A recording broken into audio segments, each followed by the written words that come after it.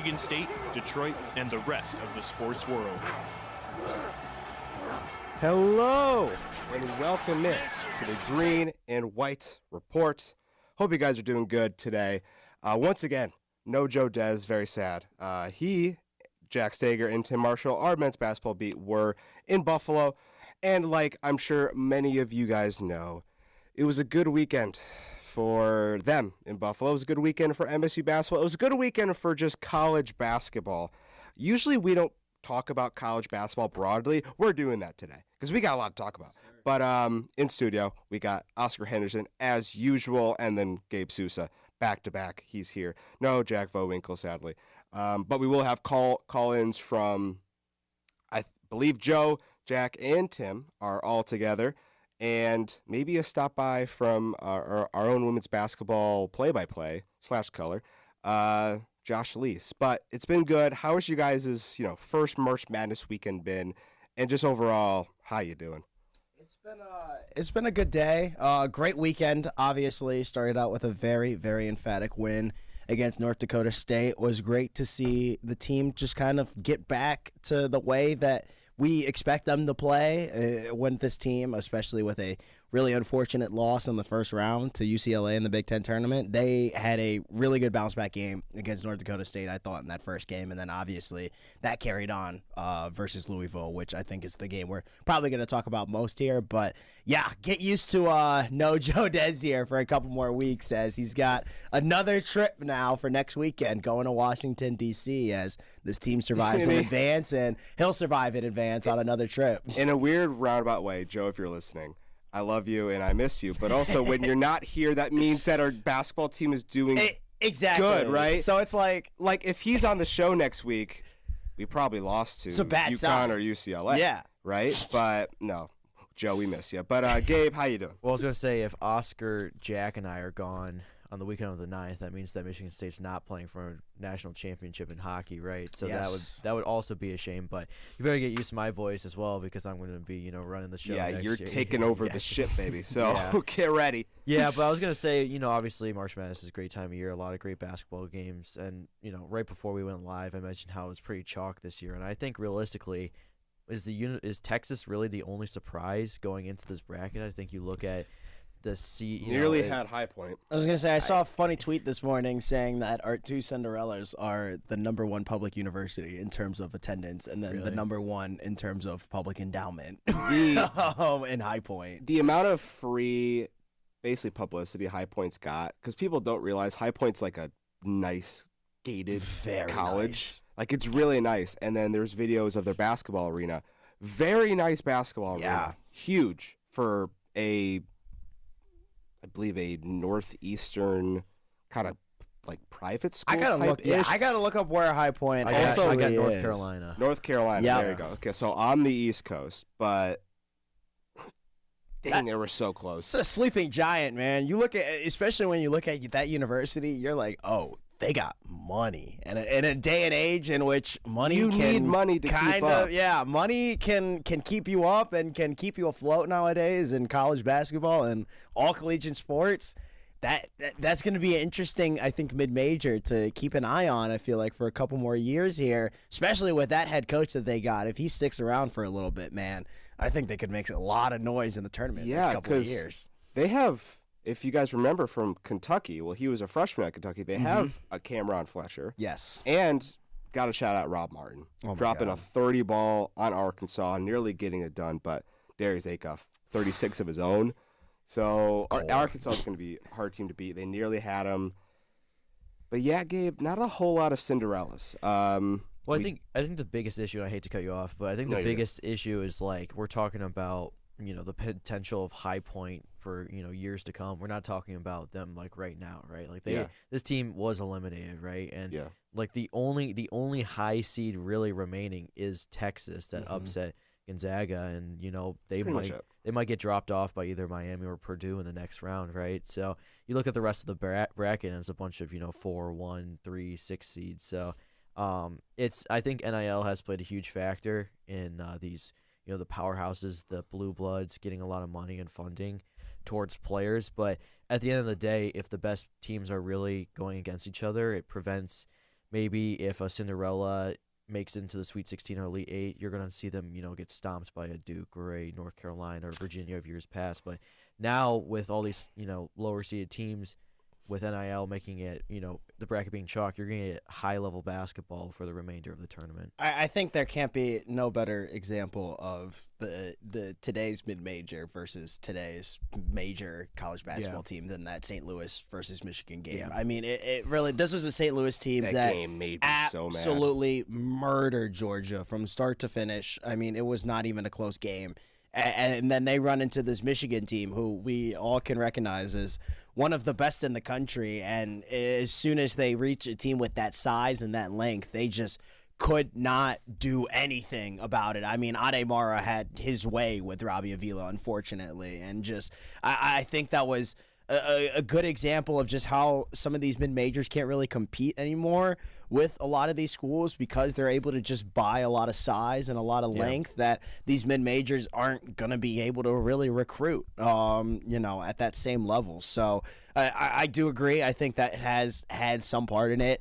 I think, there's been a lot of, spoiledness in terms of Cinderellas recently, too. I mean, we're seeing a lot of 15 seeds over the past couple of years make it to really deep runs, which is something we have never really seen before. I mean, over we the saw past decade, we've had 2 16 seeds. Exactly, right? exactly, right? And that has never happened before in the history of college basketball, So I think some of it has been the upsets that we have been seeing happen over the last couple of years have been sort of on the extreme side of them, and we've seen a lot of them happen at a really high rate. And now I think it's kind of maybe going back to the norm a little bit, and people are just kind of, upset that they're not seeing, your St. Peter's or your FDU's win as much when in reality they just weren't winning that much to begin with, Yeah, I mean, coming into the tournament, I was worried because last year was chalk of all chalk. Mm-hmm. But you look at these, obviously, this is hypothetical, but you look at some of these scores and what nearly happened. Siena nearly beat Duke. If they had one more rotational player, they very well might have beat Duke. There was a point in that game where I was thinking to myself, Siena should win this basketball game. They should. Yeah. But nothing was going in. I can't believe the things that were coming out of that Duke's team's mouth throughout the whole game and after the game too. I mean, thank God they came back and took care of business on TCU. Obviously, that game was a little close going into the second half, and they cleared away. But that is so concerning, especially coming from a guy in John Shire who has been to a Final Four. Lost, it feels like multiple tournaments now in pretty heartbreaking fashion for him to come out and basically say he didn't have his team prepared for a tournament game. I know it's a 16 seed, but you're still facing one of the 64 best teams in the country. That is very alarming to me, and I don't know really how to take that in terms of Duke. And I feel like this team is very gettable if this is what you're going to roll into with the 16 seed. I think it woke them up a little bit, obviously, but you still got to have some cause for concern, I feel like, with a lot of those quotes that were coming out of that team. Well, it's hard not to have cause for concern when you beat Siena by 6. Exactly. And if you guys don't know, their rotation is 5 players. They don't rotate people off their bench. They have their starters, and they just let them run. And like I mentioned, if they had a reserve player or two, someone to give one of your starters a little bit of breath, a little bit of more legs under them, they might have been able to get there, but they just hit an absolute wall there at the game. Duke goes on, beats TCU pretty handily. That second half was just not close in that game. For Duke, I mean, I can't imagine St. John's or Kansas, one of the teams. I don't think they're going to beat them. I would be more worried if I'm a Duke fan to get Kansas because of the Darren Peterson thing. If he can get them to the Sweet 16 and he's locked in, Darian can pretty much beat any single team in this bracket single-handedly. That's just the type of player we're looking at here. But I would look at more of that Elite Eight. Who do they get out of Michigan State, UCLA, or UConn? Can one of those teams beat them? We'll have to see. I don't want to say one way or the other, but be interesting to see who even MSU gets. We can leave that more for the men's basketball beat to kind of get their idea of who they would rather want. That game is 8:45 tonight. But any other fun games, Cinderellas. Obviously, not really any Cinderellas. Yeah. Texas 11 seed, they've moved on. We've had some couple upsets there, couple near close upsets. I was gonna say shout out Tyler Tanner for almost. I mean, I wanted to talk about this the best the best Gordon Hayward impression I think I've ever seen since that Gordon Hayward shot against Duke. What a decade and a half ago about now. But what an insane game, insane way to end the game. I don't know if you guys know Ryan Hammer. He's a college basketball kind of like online analyst pundit, and he was saying how this was the best March Madness game of all time. I don't know if I agree with that, but this was a amazing game. Let's start with the atmosphere. It was absolutely electric. It's been electric, both of these games for Nebraska. Can anyone remember the last time that a team in a tournament basically had a home game in the fashion in which Nebraska basically played 2 home games in Oklahoma City this weekend? No other team this year has had the advantage over the other team when it comes to where they're playing and the fans there, besides Nebraska. That is insane. And it's a huge difference.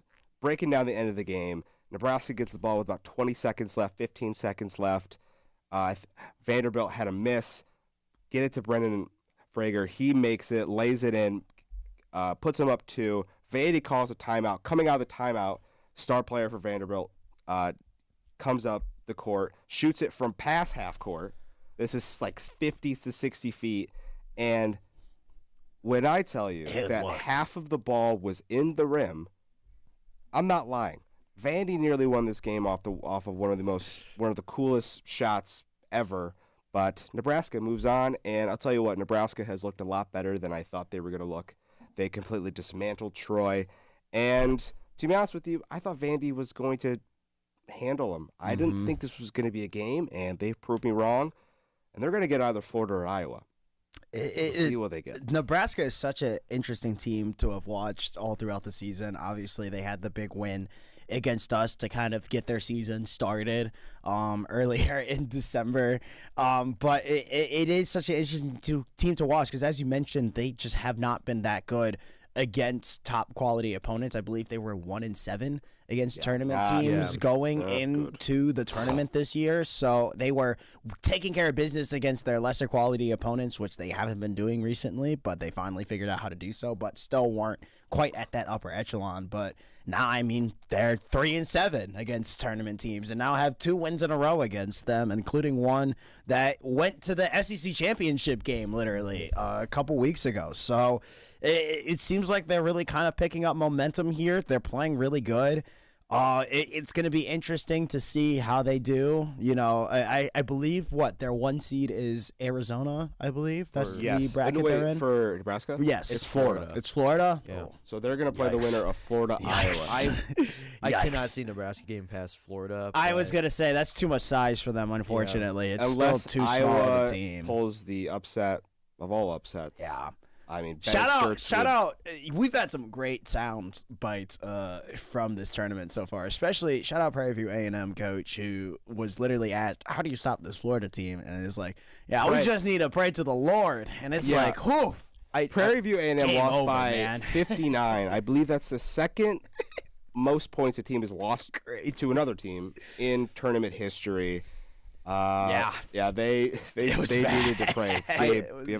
People were saying it was a bad question from the reporter, but it's like, what do you even ask in that situation? Right? There's nothing you can ask. There's nothing you can say. It's like, what are you guys gonna get for dinner tonight? All the comments were like, what a weird question to ask. Like, how do you stop a team that's up by 40? It's like, what are you supposed to ask, right? Right, I mean, like you're down 40. Like there's no good question to ask at that point. Just like that doesn't come off as potentially. Did you guys insulting. see Oliver Rue? Is it Rue? Is that how you say it? Yes. Rue. He's 7'9" player who he got that dunk. Did you guys see the bench's celebration?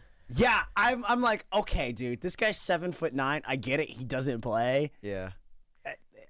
God forbid he can dunk a basketball. I don't know if you guys are familiar with the sea lion dance that people have been doing. But No, it's like they like lay on the floor and they like bounce up and down, act like they're a sea lion, and so Is that where they grab their? yeah, they grab like their ankles. They were ankles. doing that. Yeah, That's crazy. After the dunk. Jesus After Christ. the dunk of the 7'9" basketball player, you're up by 50.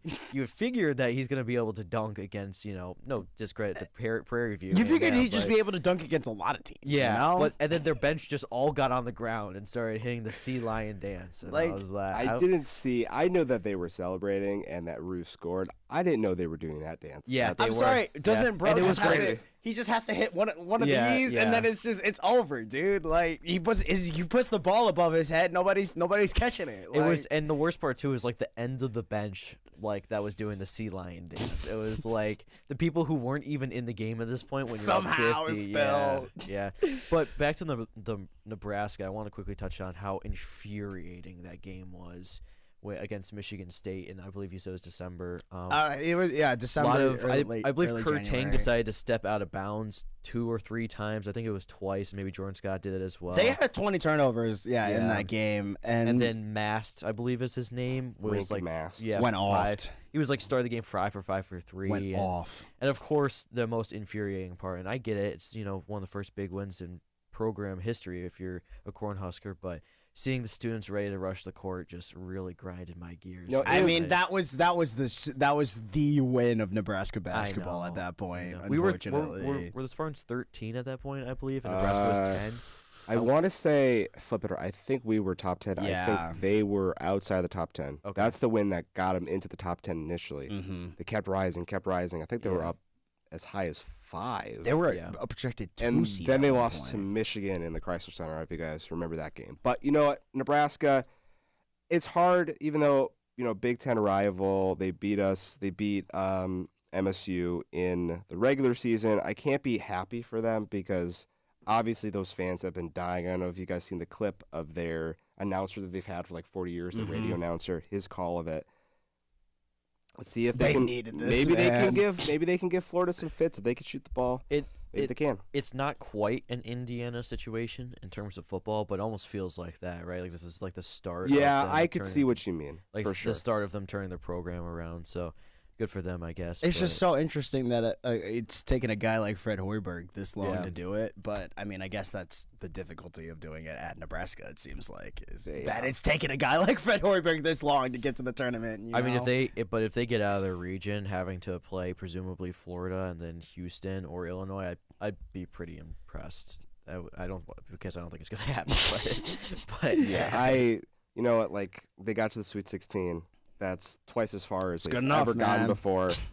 Unless they get Iowa. Unless, like I said, unless Bennett Sturts has 45 points. they could. But yeah, I don't think. But any other games that really stick out to you? VCU North Carolina was a really fun game. Yes, VCU coming back from a 19-point lead, descending into overtime. I think. UNC couldn't score. Yeah. Do we think Hubert Davis is gone?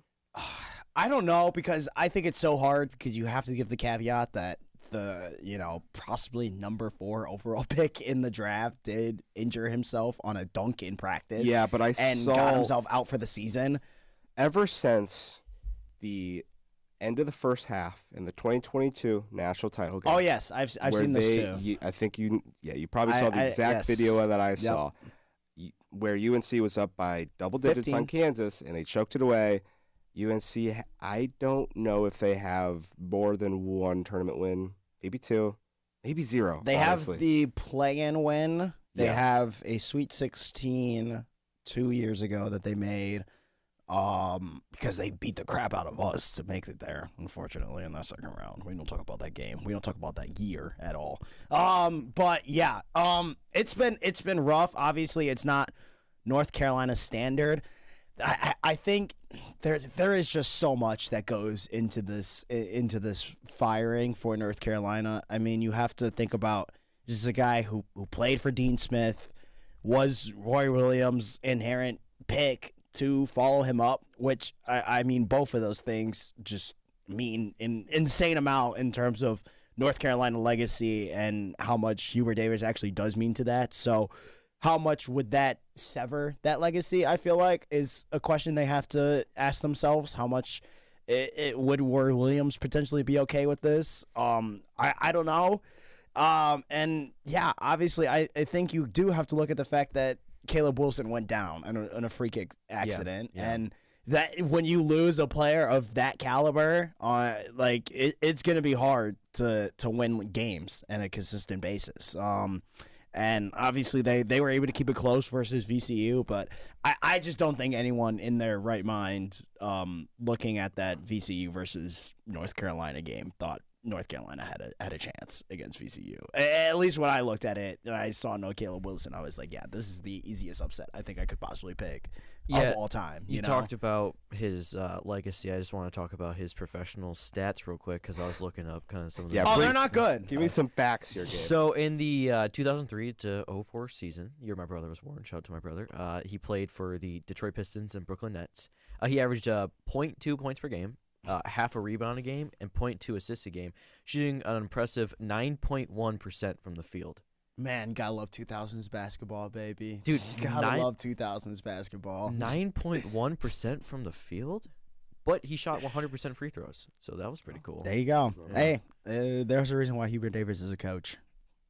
I don't know, man. There's a reason. But, yeah, it's going to be hard. Obviously, they've said that they're having discussions with Hubert now on his future, and a decision will come within the next couple of days, it seems. My thought is, let's just say hypothetically, Mark Pope makes it upset today.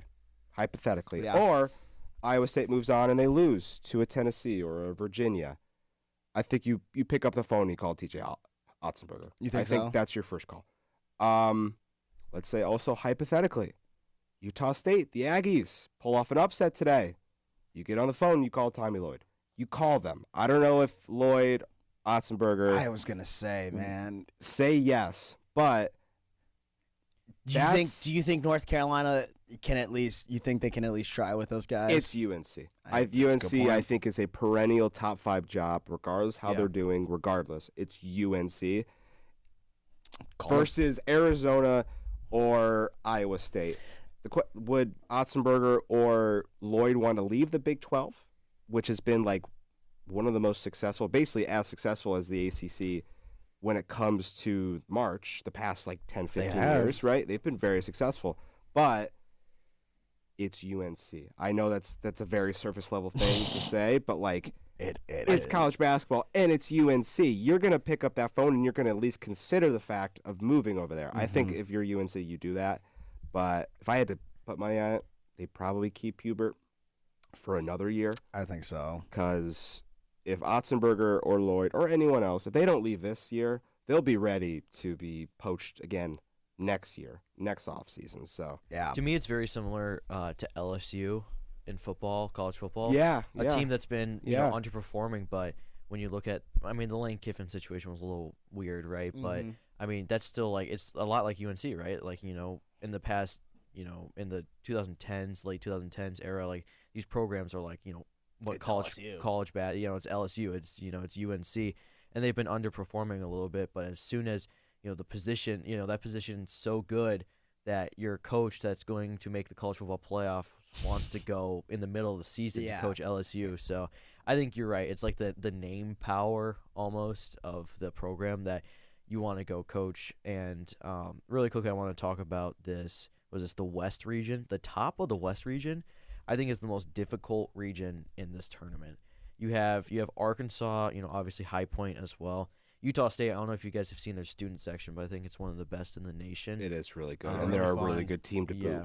Yeah, and then obviously you have Arizona as well. And assuming it's going to be Arizona and Arkansas, given not an upset from the Aggies, I think that's going to be one of the best. I don't think you have another Sweet 16 matchup that, in my opinion, both those teams could reach the national title. They really could. They really could. And I worry for Arkansas because it sucks that they're getting a matchup like Arizona as their 1 seed. I mean, unfortunately, but at some point, they're going to have to beat a Goliath. It feels like if they beat Arizona, I think that's why I think they're going to the Final Four because.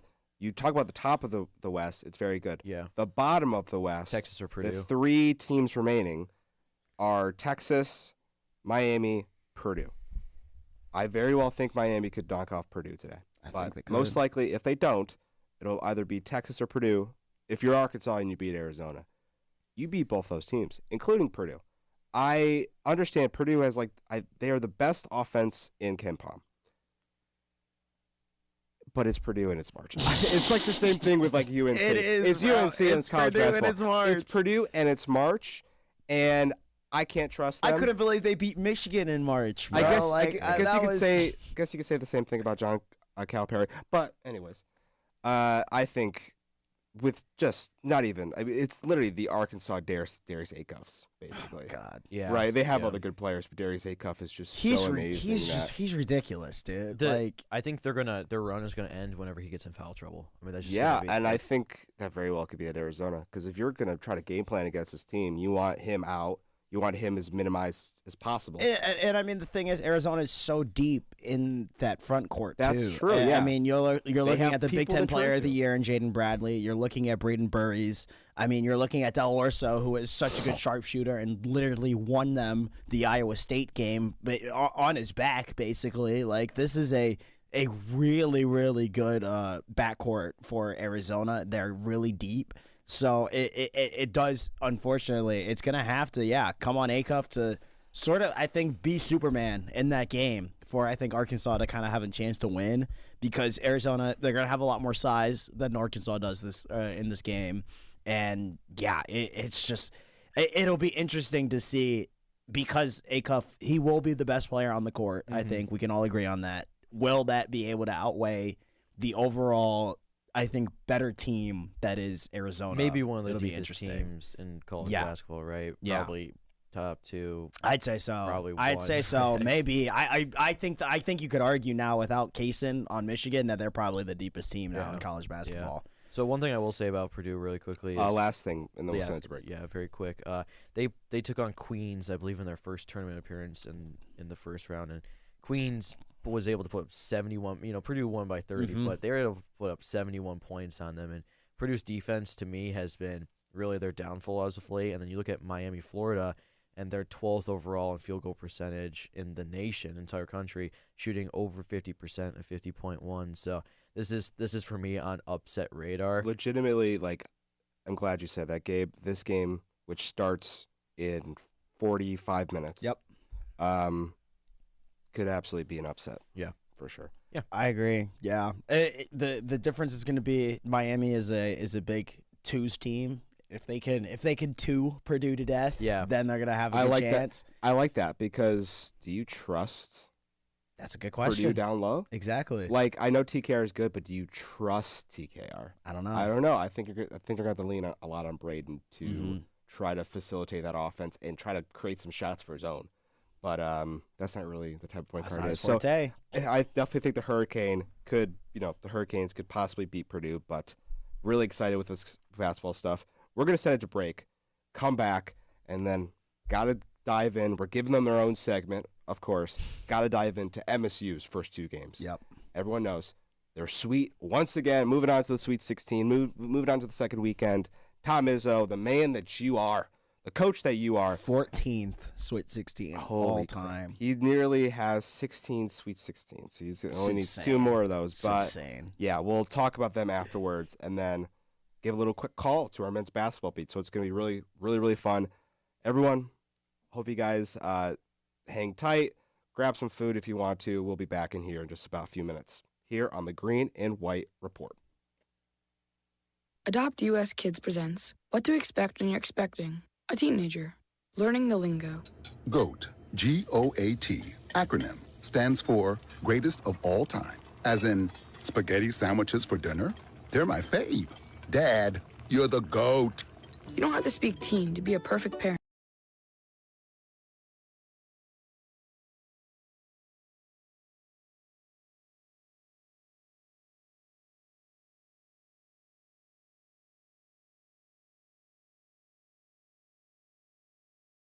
Hey, you got this. Just breathe. Hey, we're pretty good. Yeah. Might have to start a band.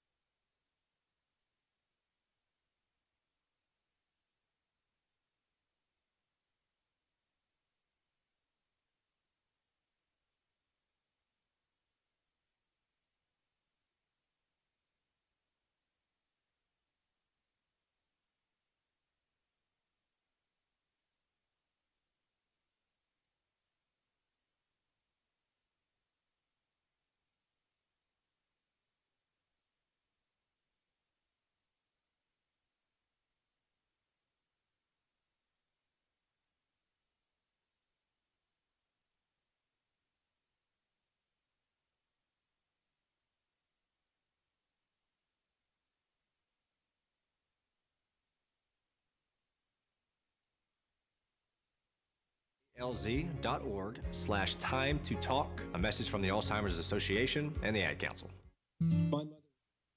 And we are back.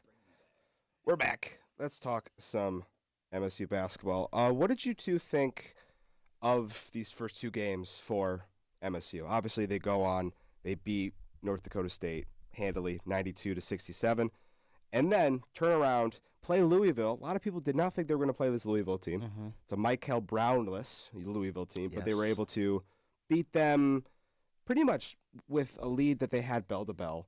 Mm-hmm. It never really felt like it was in doubt. Louisville definitely, was better than I thought they were going to be without Michael Brown, but MSU did what they needed to do. Shout out Cohen Carr, first ever double-double for him, which I saw. No way. Yeah, first ever that was double-double. hard to believe, yeah. Yeah, exactly. That was my reaction. 21-10 for Cohen, and then 16 assists for Jeremy Fears, which I believe is the second most ever by a point guard in the tournament. I believe it was third, but it's top three. Some insane, highly just crazy game from all of these lead players. Looking at some other players here as I pull up the box score. Jordan Scott, 4 points. Jackson Kohler, 10 points and 6 rebounds. Carson Cooper, 9 points and 5 rebounds, coming off actually I believe a double-double of his own against the Bison in the first round. And then everyone is talking about him. I'm so excited to ask Jack Staker. Excited to ask Jack Staker about him. Jack Staker has been on this guy's train basically the entire year, been on the Trey Fort train. He had 12 points. He's here. 3 from 5 from 3, 3 for 3 from the line to end with 12.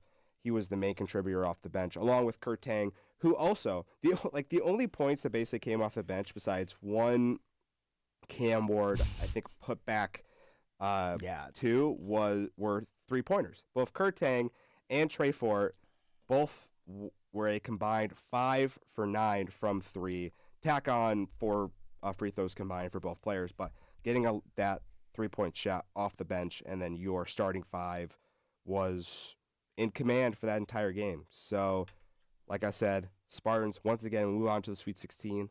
We'll play the winner of UCLA UConn. But thoughts on the Spartans so far through 2 games? I thought this was a really good game. I really like when you mentioned it. I really like how Trey Ford is starting to come on in March here. You can see the confidence in this shot. It's a lot more confident. I know that the one shot that I'm thinking of specifically when I talk about this is the one where he was getting. It probably should have been a foul. Where he was in the corner. Got closed out on pretty hard. It was a really good contest by Louisville, but he was just still able to swish it, nothing but net. Fell down, got back up, and got right back on defense. You just didn't really see him do a lot of that over the course of the season. I know Izzo pointed that out plenty of times throughout his presser and post-game interviews, but he also said, this is a guy who could have easily put his head down and given up on the season after the disappointing one he had, and he has not done that at all, and he's risen to the occasion when this team has needed it the most, it felt like those points off the bench for Trey Fort were huge because, like you mentioned, no one else was really contributing off the bench in terms of points and scoring, so he really carried that unit in terms of that, in terms of those points, and really lifted up Michigan State. I feel like just giving a little bit more rest to those 2 guards with Jordan Scott and even Carr, who also had about only 7 minutes of rest. But I think that was really the biggest highlight of this game was how Trey Fort was shooting, how the 3-pointers were looking, shooting 42% from the field or from 3 was really good. I believe they shot around 40% against North Dakota State. I think it was above 50 actually. Yeah, it was 50 even. 50 it was they're shooting a really good percentage right now through these first 2 games in March, and that is scary if you have a Michigan State team who is shooting good from 3. They shot exactly 50%, 10 for 20 from 3. If you have this team shooting good from 3, I mean, it's going to be so hard to beat them because the desperation that they play with, the toughness that they play with, the defensive end, that the effort that they put on the defensive end, they're going to give you everything they have for 40 minutes. That's been Tom Izzo's style for the 33 years that he's been head coach here at Michigan State, and everyone knows that going into playing Michigan State. So if this is a team that can add that extra dynamic and that extra dimension of having a consistent three-point scoring threat from multiple guys on this team, and they're hitting them consistently through March, it's going to be hard for this team, I feel like, not to make a deep run in the tournament this year. Well, I agree. And you said how if Michigan State can knock down their threes, it's going to be a tough team to beat. If Carson Cooper is making oh my god, God, thank you for bringing this up, Gabe. Yeah. I mean, you could see Izzo's reaction. He was like smiling and shaking his head. I mean, it's one of those things where it's like, I feel like, and I don't want to be that guy, but it feels like he's more likely to airball a three-pointer than to drain Oh, he absolutely has. I mean, I kind of want him to shoot more, like from the mid range at least a little bit more. I know what you some mean. Openings at times, like because Coop. People don't give him credit. He is not a completely terrible spot-up shooter. No, he's truly. not. And if he can even just throw a few up there and bring the idea that maybe he can make them, that helps. That helps Kohler. That helps spacing. Honest to God, he's someone who I would take a long two from. I would take a long two, and I'd be like, I'm okay with that. And if he makes it, like, fine. Yeah. But I'd be okay with a long two from Carson Cooper. I agree. I think the only issue with that is just because Jackson Kohler is such a 3-point, like he's a stretch big. Yeah. If Cooper's taking long range shots, I mean, we really have no one to offensive rebound. But going back to the game, I mean, it was one of those ones where at halftime, I felt like the Spartans weren't going to lose, even though it was like a 5-point game or a 6-point game or whatever it was, and it felt like Louisville really they were getting good shots. They're getting good looks. They shot 66% from the free throw line. I mean, that's really something that can't happen in March. And they shot 37 3-pointers. Yeah, they only had 6 free throw attempts for the entire game. Oh, I didn't even see that. But yeah, and that's But I will say, they did a great job turning Michigan State over. Even late into the game, it was like the Spartans really had a tough time just inbounding the ball. It felt like with an 11-point lead and a minute left, it was one of those ones you could dribble it out, and it's like they turned the ball over, and they were, it was kind of a frustrating situation to watch, and that reflected on the stat sheet where you can see Louisville, beat the Spartans in terms of points off turnovers. They had 20 to the Spartans 7, but they couldn't. This was the Cohen Carr game. This was the Carson Cooper game. This was the Trey Fort game. It felt like it was everyone's game. Every single Spartan that played besides one, and I think we can guess who that is, scored a point in the game. So that was cool to see. Well-rounded team. You talk about the depth of some of these other teams in March, but the Spartans, every single player contributes. Even Cam Ward, some good offensive rebounds despite only shooting one shot. He made that shot. So I guess this goes into the conversation that we were going to have. Is Trey Fort a starter for this team? You mentioned this. That was like Oscar's first question when Gabe walked into the studio today. Was like talking about should Trey Fort start? It's a good question. Should he start? I don't know. Will he start? I can't see Izzo changing the lineup again this year. I think the one thing I'll say about that is the Trey Fort breakout game was against UCLA. It was, and that could be the matchup for the Spartans. If the Bruins move on to play the Spartans in the next round, I think that Trey Fort could start. Let's look at his regular season. He averaged 10 minutes, 3.9 points per game, shooting 34% from the field. In March alone, averaging 15.5 minutes now, so an increase of 5.5 minutes per game, averaging 10 points a game, shooting 50% from the floor. So you talk about how the March tournament is a brand new season, right? It's like you win or go home. It seems like Trey Fort, minutes increasing, he's shooting better, he's playing better. There's a possibility, and Jordan Sky has been great for the Spartans all year as freshman, but he hasn't been playing as well. Some unforced turnovers. Against UCLA, he had that kind of not smart foul towards the end of the game that really costed the Spartans a potential possession. So I think if you look at the lineup, obviously the 4 are locked in. It's going to be Fears, Carr, Kohler, and Cooper. But when you have your possibilities are Scott, Tang, and Tang most likely will not start, even though despite him having pretty good tournament so far, it's going to be between Fort and Scott. And if I'm Tom Izzo, especially if I'm seeing the Bruins in the next round, I'm starting Trey Fort. Okay, for my thought is, I think our starting five right now is really solid. And I know the idea of the spark from Fort or Tang into that starting lineup could be interesting.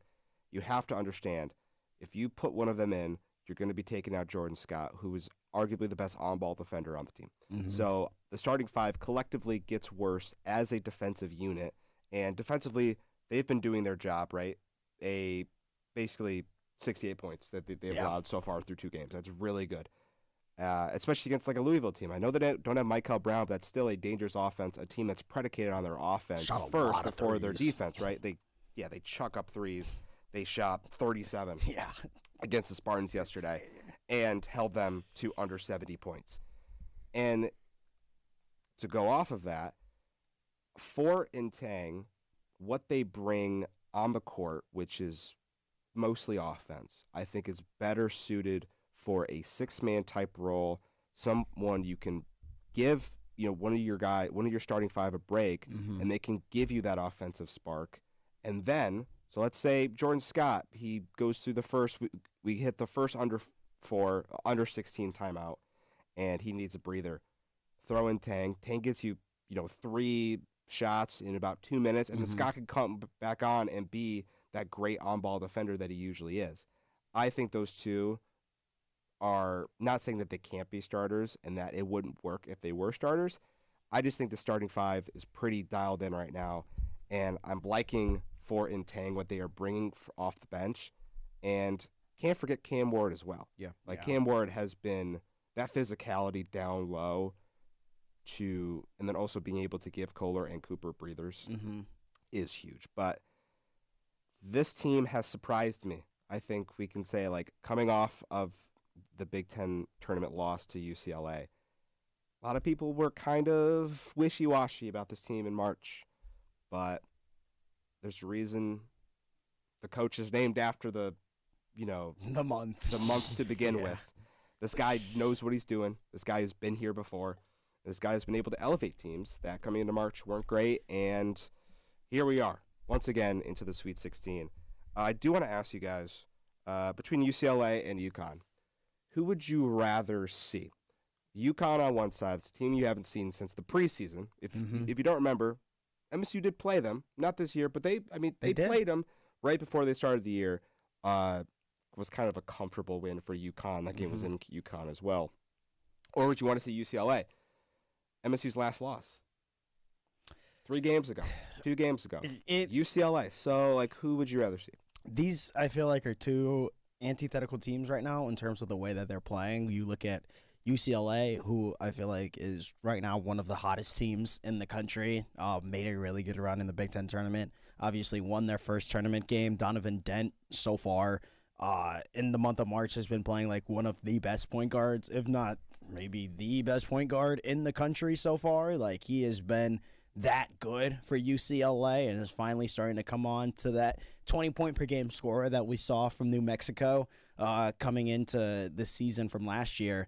And UConn, however, they've just kind of been cold for the back half of the season. Obviously lost the Big East championship to a St. John's team who they beat pretty handily in that second game.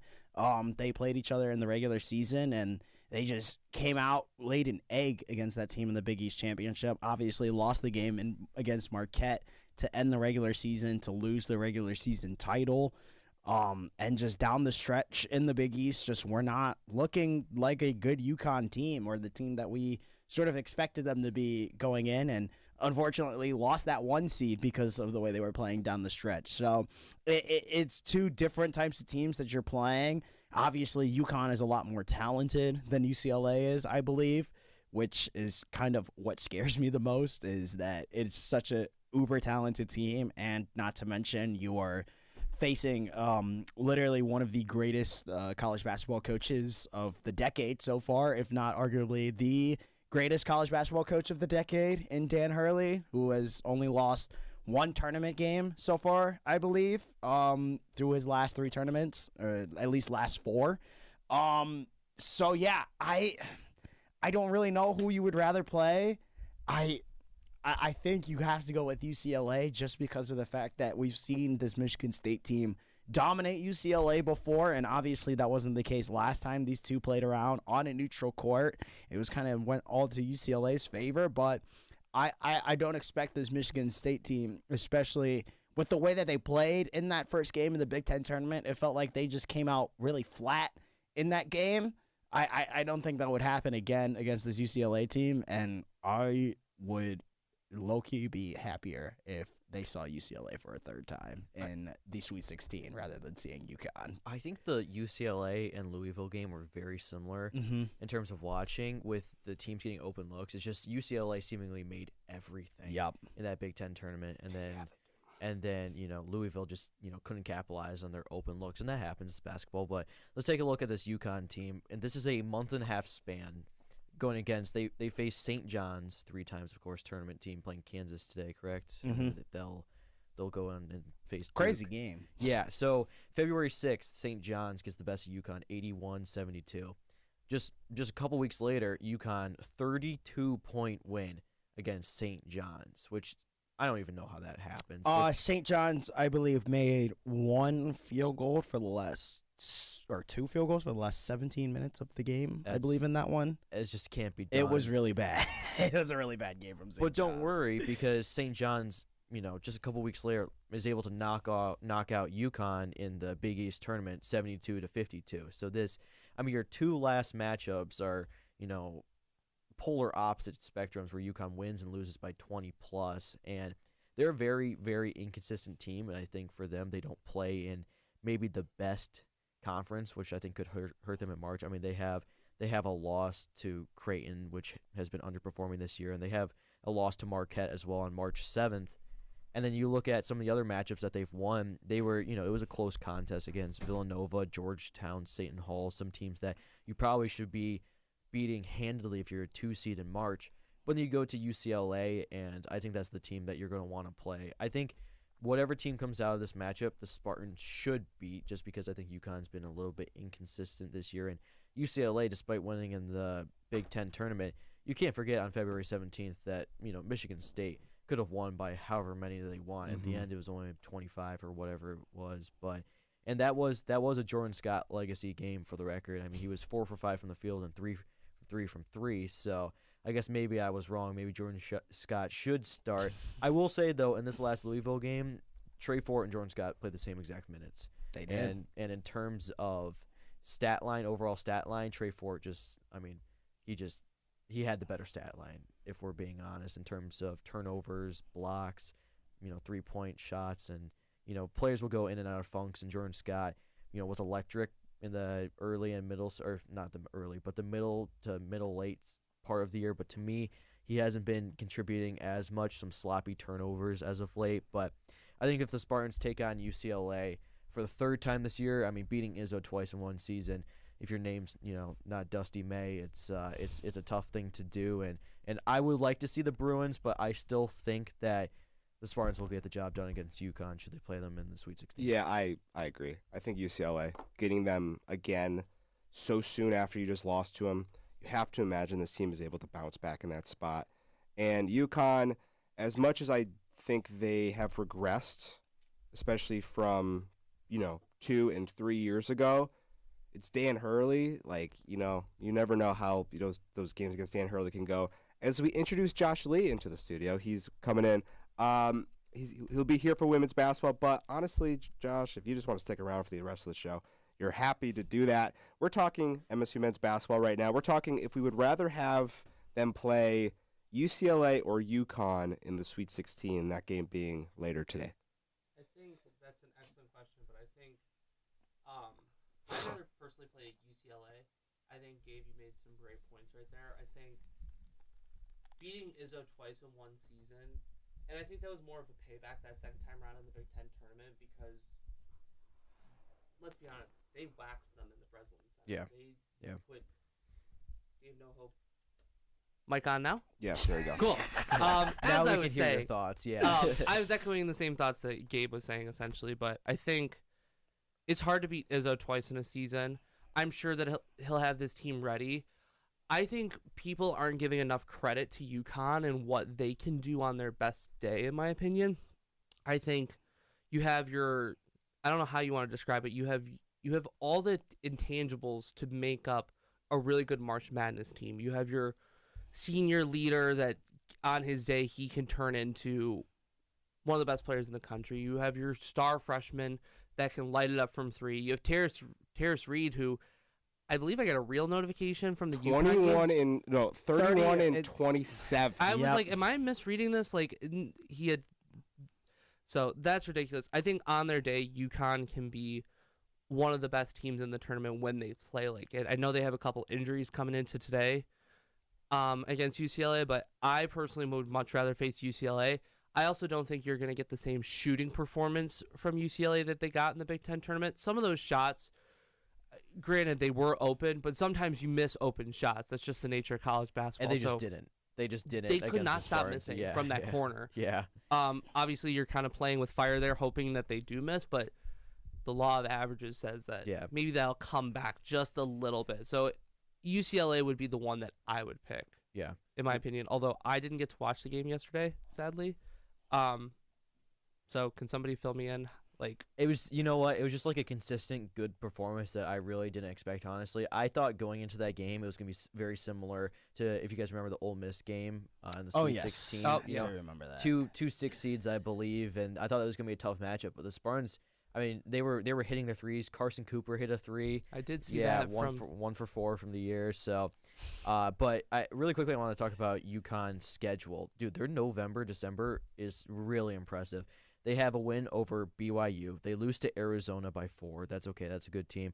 Then you beat Illinois, Kansas, Florida, and Texas, all in a couple week stretch. That is very impressive for the Huskies. But my concern would be down the line is they're playing teams like Providence and Seton Hall and Villanova and those teams. 5 years ago that would have been a really good resume, but not so much now. But the Spartans play how they did yesterday against whatever team that they're going to face. It was really a game that was only close because the Spartans were struggling with turnovers, but they really combated that by actually hitting their shots, which is something you didn't see against, let's say, Minnesota this year or Wisconsin this year, right? So, and we don't want to talk about those games too much because those were infuriating, but if the Spartans play how they did in the game yesterday, it was it's tough to see this team not getting past whoever they play in the next round. Yeah, I agree. With MSU was playing at a elite. Even UConn. I mean, it's like you mentioned. They really have good wins. Just because they ended the year poorly, MSU also ended the year not great, kind of poorly as well, right? And you're able to fall back on that coaching to get you ready. I think we'll learn a lot with that game today for both teams, right? Obviously, MSU, they get the winner of that game. But I think you're going to be able to, based on whoever wins and how they win, and the way they win, the fashion they win, you're going to be able to learn a lot, and you will have a better calibration of how we're feeling. But can MSU win this region? I just want to ask that out plainly, ask that flatly. Can they win this region? Their most likely path would be UConn, and then it would be Duke. Yep. But we could get crazy out here. You could see UCLA and Kansas. You could see UCLA, St. John's. You could see, UConn. There's so many different permutations to this, but it doesn't have to be UConn, Duke, even though that's the most likely. Whatever it is, out of the teams that are remaining, the 2 games that you need to win this upcoming weekend to make it to the Final Four, can MSU do that? Do you think MSU does that based off these first 2 games? Well, one, I think it's crazy that Rick Pitino has to play another top 5 coach in college basketball in the second round again for the second straight season, as he played Calipari in the second round last year. This guy just literally cannot catch a break, it seems like, in the round of 32 in the with St. John's in the tournament. But, I mean, look, it's so – I think it's really easy right now to believe that Michigan State can make it out of this region, obviously, with what we saw from Duke a couple days ago, and especially in that first half against TCU, it feels like it's a gettable Duke team. Even when you look at teams like St. John's or Kansas, St. John's I think is a team that's very similar to MSU, plays a very similar style to MSU, so it would probably be a rock fight game that they could get into. Kansas, obviously, just super inconsistent. You don't know when they're going to be on, when they're going to be off, when Darren Peterson's going to play, when he's not going to play. I think we had to be John wins today. I wouldn't either. They are favored today. Yeah, I wouldn't either. I wouldn't be surprised, and I also would not be surprised if St. John's beats Duke. I just want to put that out there. Exactly. I'm going to give it a 13% chance. And obviously, watching UConn down the stretch, they look very susceptible to a loss too in the Sweet 16 or early in the tournament. So it is easy. Obviously, you do have to look at it from our perspective too. This was a team that lost first round in the Big Ten tournament, and like we said, just did not play very good down the stretch. And that's unfortunately why they're in this 3-seed position right now and in this insane region, I believe, is because they lost the first round of the Big Ten tournament. And so it's just I think right now is probably the easiest time I've ever had believing that they could potentially win this region, especially seeing how Duke has played over this weekend. I would be interested to see how they play against a quality opponent this time instead of what they have been, which is obviously a 16 seed, and worst 16 seed that they could have pulled, and a 9 seed. And my mind immediately goes to comparing last year's run. About this time last year with MSU, they had wins over. It was Bryant. Thank you. I was going. Who was the 8 seed that we played? No, last we year? played New Mexico. Yeah, New Mexico was the 10 seed. Yeah, who did they beat? They beat Marquette. I just have the bracket up here. Marquette. They beat Marquette. I remember after those two games, don't think I was feeling as good and as confident in the team as I feel right now. Obviously, that team didn't play the level of competition that this team has played. If you compare them, I think one is a little better than the other, but it's just how the team's playing, and obviously this team's most likely not going to get the draw they got like last year where they played Ole Miss. But I think one thing that hasn't been mentioned yet, especially with the path to it, you're more than likely playing coaches that you've already seen in this season. And knowing Izzo, I mean, there's a reason why it's January, February. Izzo will make the adjustments from the first time round. Seeing these guys, UConn played a preseason exhibition against them out in Connecticut. UCLA, obviously, we saw them here in the Breslin, and we saw them in the Big Ten tournament. And then Duke, you saw here in the Breslin. Unless St. John's or Kansas pulls off the upset against Duke, realistically, you're going to see coaches in the next two matchups that you've played against already, and you know how to adjust off that. And I think Tom Izzo is one of the best coaches in the country. When you play them a second time, like we said earlier, he knows the adjustments that need to be made. I agree. To put his team in the best possible position to get them further in this tournament. I think that's an interesting dynamic to look at for the next couple games, and especially the next weekend coming up. Absolutely. I think really quickly, I think that my initial reaction to this bracket coming out, I was like, oh man, Duke, of course we pulled Duke again. And it's like, if you look at the 1 and 2 seeds coming out of every other region, I think the East region is the easiest region to advance out of. I'm glad you brought that, like looking at the 1 seeds. If I had to pick one to play again, it's going to be Duke. I think it's Duke, because I'll be honest with you, Michigan fans. I don't want any part of you because I think you're just really darn good right now, and I don't know if MSU can turn around and, win the third game after losing 2. Florida, I like our backcourt matchup against them because I don't trust their backcourt. Their front court, I think, is better than ours, but Fears, Tang, I think they could give Florida fits, and then Arizona, I don't think we have anything for Arizona, but that's fine. But the other thing too is I was bringing up the 1 and 2 seed in each region. Like if you look at Arizona and Purdue, I guess Purdue isn't great, but Arizona, there's no way that Spartans would win that matchup. I don't think, unfortunately. There's a way. There's a way. It's just it's not a big way. Yeah.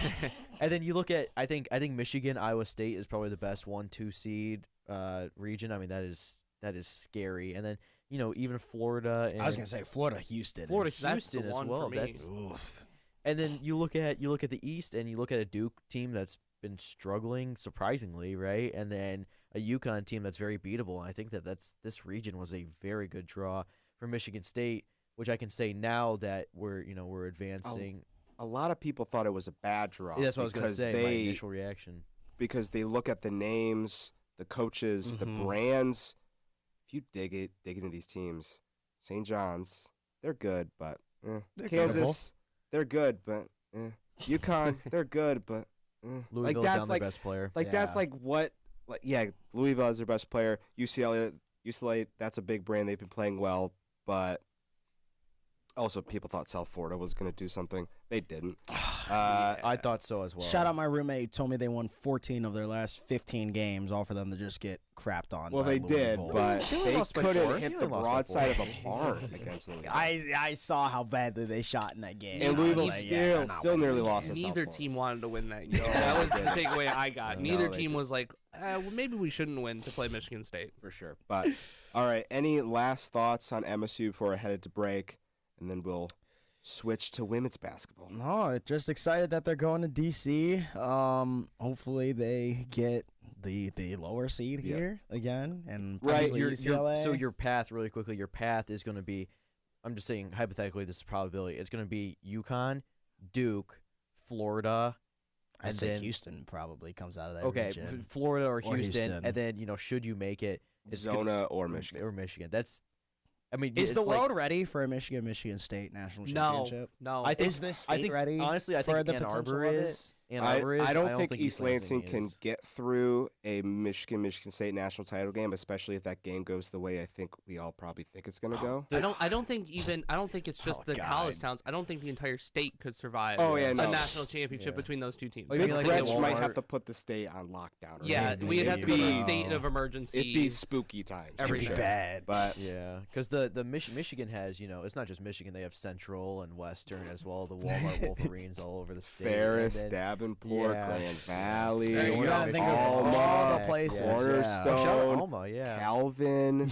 I can go on and on. I can name all the. I will say though, if a Michigan State national championship game happened, following the game, Grand River would be in flames. Whether Yes. whether Oh, yeah. Win or lose. win or lose, Grand River is on fire. Win No or one would have lose. anything to sit on because all the couches would be gone. Exactly. yeah. Grand River would be in shambles. It would be awesome though if they got to that spot, Oh MSU, my and they won God, that this game. place would go nuts. Oh my goodness! I think Guskowitz would have to cancel class for the next day I- after that class for next sure. week. Next Yeah, I will week, say, dude. although it's very slim probability, technically speaking, as of right now, a Michigan State national championship game is possible in both basketball and hockey. So it is. yeah. It's also possible And in women's basketball. basketball Oh, as that's well. I totally It- forgot about it- that. it's Well, still that- possible in women's Now, basketball. now women's basketball doesn't seem as high of a probability. No, as, it's not. We'll talk about that. But- Yeah, I don't know if either of those. Never teams say can never, do it. baby. Yeah. Never say never. Absolutely, but yeah, we'll send it to break. Sorry for no men's beat. They are more tired than I thought they were going to be. Shockingly, they're running. Did they land already? They're home. Okay. They're running off about an hour and a half of sleep. Well, I was so gonna say they got back. they have been early. working their butts off, so they deserve a little bit of rest because they're going to have to, and that here in less than a week, fly right back out to DC. So maybe drive out to DC. But yeah, they've been working their butt off. But it was still a good segment nonetheless. We'll be back here in just a few minutes, break down some women's basketball, some hockey, and then we also have a Dez and Confused coming up here on the end of the show. A possible Joe Dez call-in. Again, he's very tired. We'll see if he wants to call in, but nonetheless, that'll be really good. But stick around. We'll be back in just a few minutes. This is the Green and White Report on Impact 89 FM. My mother was always very active and independent, and she was familiar with her neighborhood.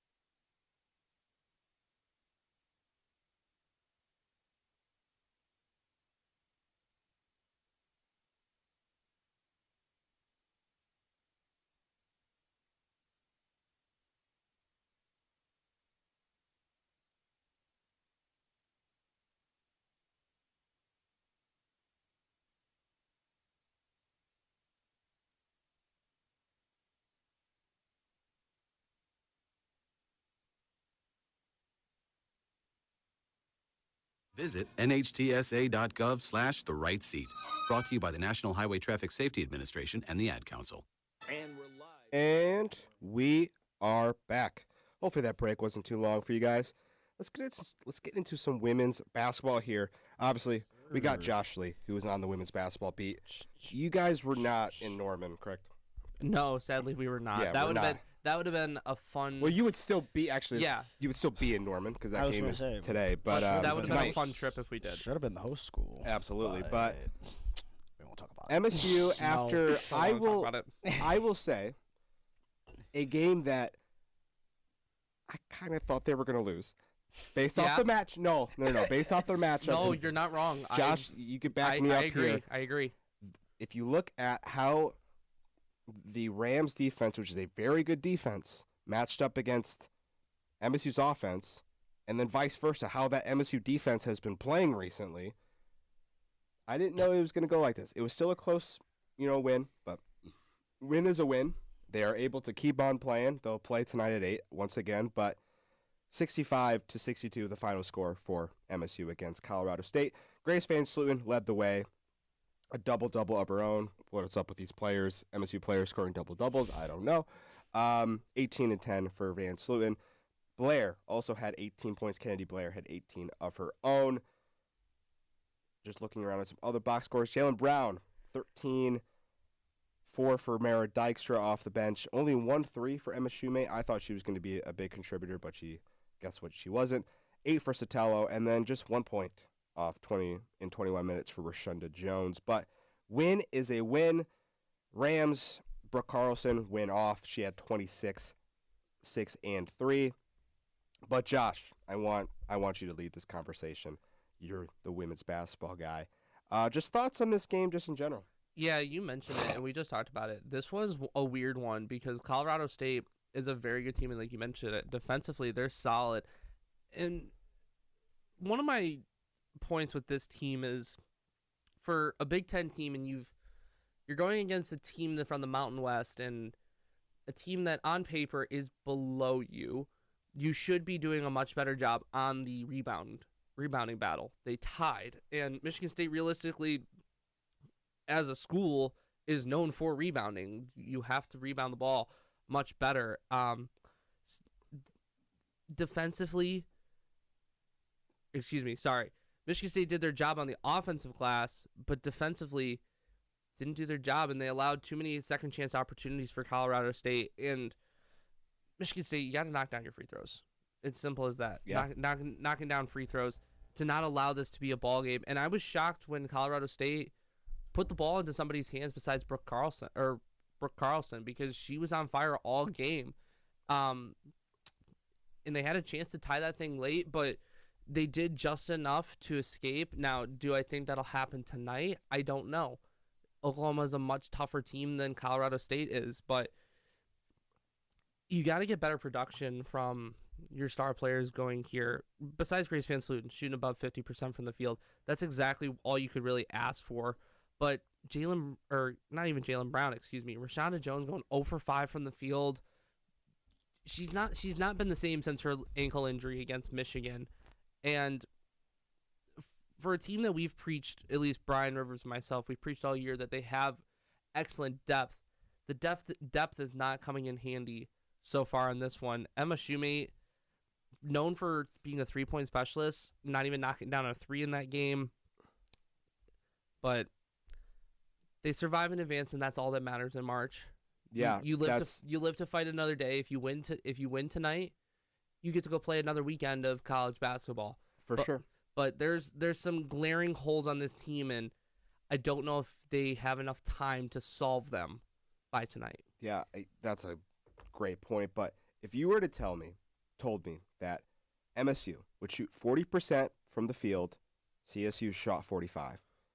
19% from 3, CSU shot 28%, which is, if you look at their three-point stats, it's actually pretty good for CSU.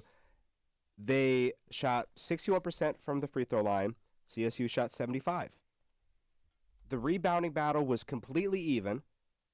The only thing that really split the two teams, or the only category where MSU had an advantage, was they just turned the ball over less. If you were to told me that was the stat line and MSU got a win, I would have told you, 1, you're crazy. Yeah. But also, 2, you absolutely take that because that could very easily transfer over to tonight's game. Or are they getting that out on their system and they're able to maybe start firing away tonight when they play Oklahoma? It'd be hard to say. I do want to get into this Oklahoma matchup. MSU can get to the Sweet 16 if they can just beat Oklahoma. The game's in Norman. Mm-hmm. Josh, I know you were talking about this before the brackets came out, how important it was for MSU to end the year well so they were able to host one of the regions, host one of the first 2 games. Weren't able to do that, dropped down to the 5 line. Oklahoma got the 4 seed. Now this game's in Norman. That's a huge deal. But how do you look at this game? What are some maybe players on Oklahoma that you are, maybe worried about if you're an MSU fan or MSU player? Or just generally, what do you think MSU would need to do to pull off what would be a 7.5-point upset? So for Oklahoma, they can score from any player on the court. They have 5 players in double digits. With MSU, you kind of know where the offense is going to come from. Yeah, it's 1 or 2 players. It's 1 or 2 players, and then occasionally you'll get the third player to chip in. It's either Van Sluten, Blair, or you get Jaylen Brown, because right now you can't count on Rashonda Jones because I don't know if the injury is still lingering for her because she's so far gone that you can't just really rest her and bank on a medical red shirt coming in next year. You kind of just got to play through the injury. So I wonder if that injury is still lingering, but Aaliyah Chavez for Oklahoma, 18 points on the season. She's their point guard. She's also got 4 assists. Just everywhere in the starting lineup, it's somebody you got to watch out for. Reagan Beers, 15 points, 10 rebounds. Just what a name, by the way. just all around. This is a team that knocked off South Carolina. South Carolina is the cream of the crop when it comes to women's college basketball. And for Oklahoma to be able to do that and propel themselves to that 4 seed line, I'm interested to see what the crowd is for this game because from what I saw on TV, it didn't seem like there was a crazy crowd, but this is a round of 32 game. This is an important game. Your season's on the line tonight. It's win or go home, but everywhere Oklahoma can attack you, and that's going to expose some of the, I don't want to say liabilities on defense, but defense is going to have to be A++ tonight. I agree. If you want to stay in this one beyond just the third quarter, because if this thing is 10+ going into the fourth, MSU consistently, they've found themselves they've dug themselves a hole in the first half. They've been able to claw themselves out in the third and be able to hold off in the fourth quarter. That's been I feel like the consistency that we've seen all season long, but you can't do that against an SEC opponent that's been battle tested multiple times this season playing against Texas, South Carolina, LSU. The SEC is on paper much better than the Big Ten. I would say they're head and shoulders the best conference in women's basketball. Yeah, I think it's really close. So if you want to keep this, you have to essentially keep this at a 5-point deficit going into the fourth, in my opinion, to give yourself a realistic shot in this game. If it's anything above 10, then you're coming back to East Lansing and your season's over. Yeah. Here's some some context on just how good this Oklahoma team is. Like you mentioned, Josh, they have a win over South Carolina. That win was in overtime, but win is a win. And you look at their losses, they have collectively maybe the best group of losses in the entire country. It has to be up there. They have losses to LSU, Texas, Vanderbilt, UCLA, Ole Miss, and Kentucky. Minus Ole Miss and Kentucky, the rest of those teams are either 1 or 2 seeds in this tournament right now. So they have played the best, and yes, they have been losing to them, but they have been closer losses to the best competition in the entire nation. This is a team that you can't take for granted and you can't overlook. I know MSU won't do that, and there's something you have to really worry about coming into this tournament. MSU's defense has to turn this around because Oklahoma's offense is too scary, too deep for you to be 353rd in the nation in defensive rating. That's a real stat. And if you guys don't know how many teams are in D1, it's about 360, around 360. So they are basically a bottom 10 team in D1 when it comes to defensive rating heading into the tournament. I don't know how that stat changed with the Colorado State game, but they're going to need to, hopefully Robin Freilich was putting in overtime in between these two games because they're going to need it. Oklahoma, obviously MSU's been awesome all year, but Oklahoma is really, really good. One game that I'm looking at right now, and it's one of the only common opponents that both these teams have played, is Ole Miss. Michigan State got the win against Ole Miss earlier this season. True. Ole Miss knocked off Oklahoma earlier this season. And looking at the box score, you can really see what I was kind of like what my emphasis was. Aaliyah Chavez is going to take her shots. 7 of 22 from the field in that game, and she was 6 of 14 from 3, which is ridiculous in itself. However, if you can reduce the impact from the other players on that team, you give yourself a realistic shot. Peyton Verhulst in that game went 1 of 14 from the field and 0 of 7. Zaya Van, 3 of 6, 0 for 1. Sahara Williams, 4 for 9. Reagan Beers, 6 of 12. Aaliyah Chavez is going to take her shots.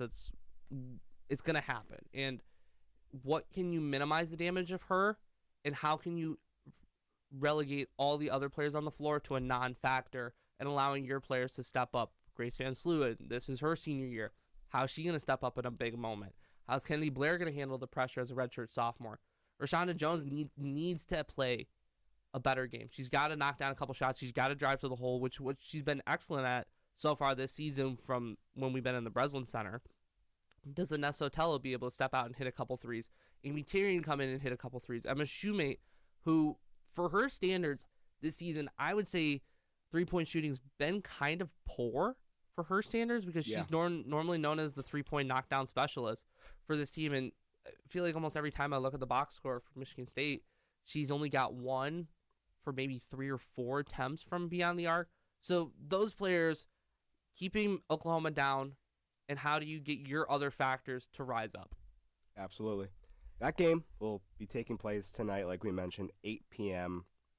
I'll absolutely be tuned in because I'm really interested to see, because this is, besides UCLA, probably the best team this MSU team has played. And we talked about it, Kyle Keegan and myself.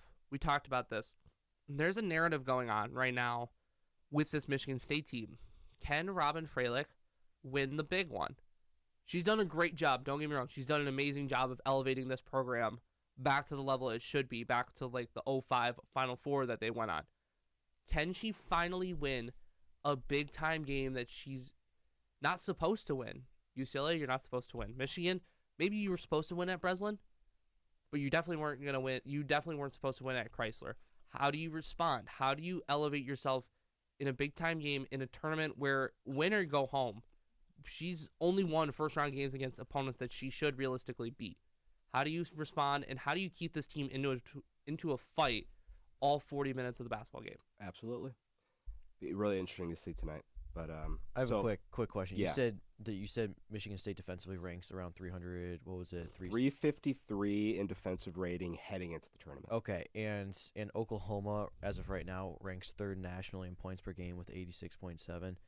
That, to me, that feels like a recipe for disaster for the Spartans. But I guess we'll see. Robin Freilich proved us wrong. Yeah.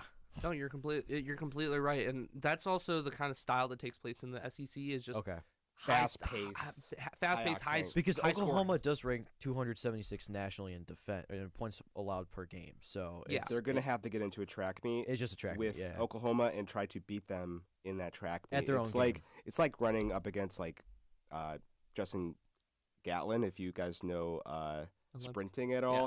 One of the best U.S. sprinters at all. You're going to have to do that, and we'll see how that goes. Again, at his home track as well. Yeah, yeah. This is an American soil. But all right, let's move on from women's basketball. Thank you, Josh. Let's talk some MSU hockey and more just kind of college hockey in general, because everyone's focused on basketball. Can't forget about hockey. Their selection show is here at 3 p.m., but we'll take a quick step back. We have crowned a Big Ten tournament champion, and it is the team down south. It is Michigan. Michigan won. They beat Ohio State 7-3. Heading into the third period, it was 3-3. It was a close game. And then MSU kind of just blew it up in the third. scored 4 goals, en route to a Big Ten tournament championship, en route to a possible number 1 overall seed in the hockey tournament. That would be correct. Right, if sadly. they had won. Yep, Okay. that would be correct. So, like I mentioned, the selection shows at 3. Who can we expect to be the top 4 seeds? So the 4 1 seeds. Yeah, this has been pretty much locked since last weekend, despite the tournaments wrapping up this past Saturday. The order in which they have been set also since this last weekend, since Michigan State lost in the semis. So it will be Michigan as the number 1 overall seed going into the tournament. It'll be North Dakota at the 2 seed. Michigan State will be the 3rd number 1 overall seed, and then Western Michigan rounds it out with the 4th number 1 overall seed. So 3 different teams from the state of Michigan will all be 1 seeds, which is quite insane in all honesty. That is crazy. But yeah, Michigan hockey, and when I say Michigan, I mean the state of Michigan hockey, is just on a different level. Hopefully, Whoa. I think we're taking the belt. I think from Minnesota as best hockey state. I mean, think so too. It's a hard belt to take because you know Minnesota has been holding on to that thing for decades on end. It feels like here in America, but I don't know, man. Watching some of this talent come out of this great Mitten State in hockey, it's hard to. It's been pretty good. It's been up to par. I feel like with Minnesota. The cherry on top would be the Wings making a run at the Stanley Cup this year. But yeah, well, that I don't know. We don't need to talk about that, especially after last night's game. Shout out Nikita Sidorov with the 2nd goal of the season somehow. But yeah, Gabe. Well, I think Oscar, you don't think there's a chance that Denver could slide into the 1 seed even after winning? Looking at the primer right here, these teams have been 100% locks. Again, since last weekend, obviously they knew that Western was not going to play in the NCHC finals. It was going to be Denver UMD. Yes.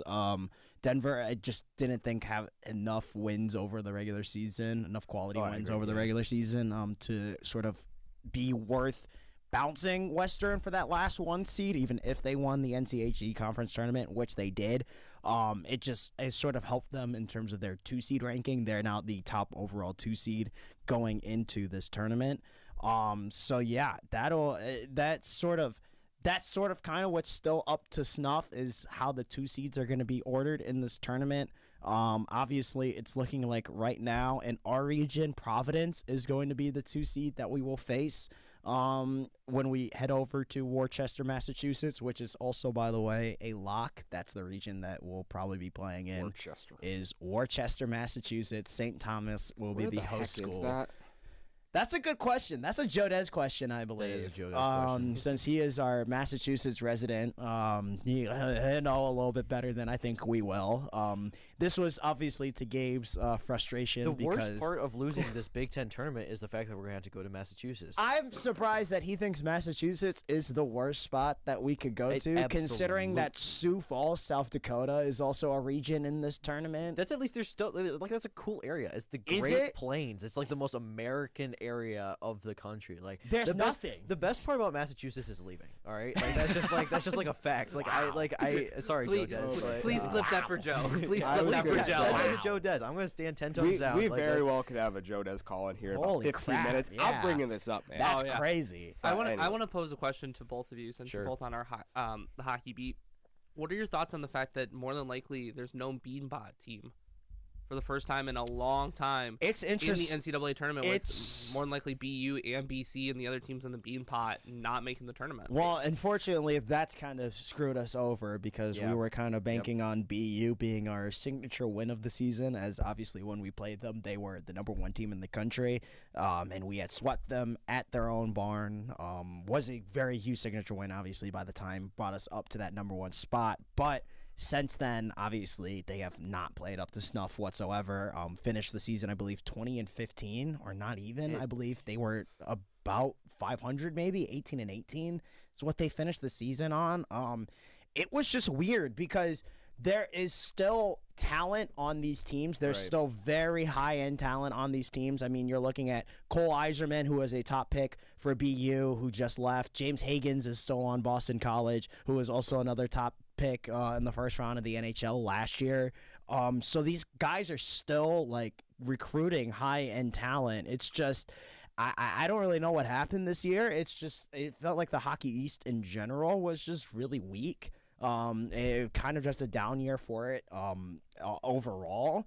I don't think this is something that is going to be expected to consistently happen, although this is right now, I believe, the second season in which BU has had a down year now, because I believe they were only a 3 seed last year going into the tournament, so not quite where they expect to be most of the time. Or actually, I believe they ended up making the Frozen Four anyway, so I don't even know what I'm talking about. But yeah, like I don't expect it to be the case that this is going to be the usual norm. I don't think.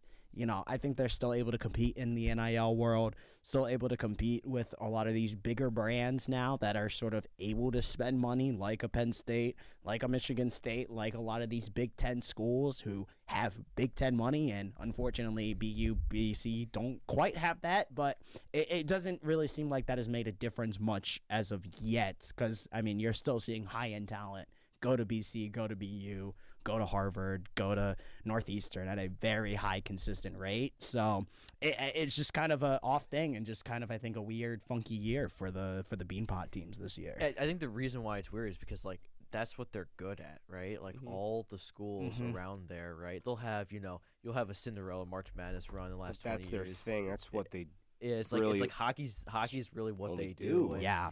And you talked about, Oscar. I mean, when you go out and beat a team at the time that's number one in the nation, or sweep them, I should say. You really want them to continue winning because it makes your wins look better. And in terms of quality win bonus, which is a huge factor going into the seeding towards the end of the year, they kept losing, and it really. I'm pretty sure, yeah, because of that, we have the worst quality win bonus in terms of teams rated as a number one seed this year. We're only sitting at a .295 quality win bonus. Michigan's, for comparison, is a .401 right now in quality win bonus. So they're about like almost 0.2 points ahead of us in terms of quality win bonus, which is a huge amount. But you really thought that Boston series was going to be the signature series, and it turned out to be.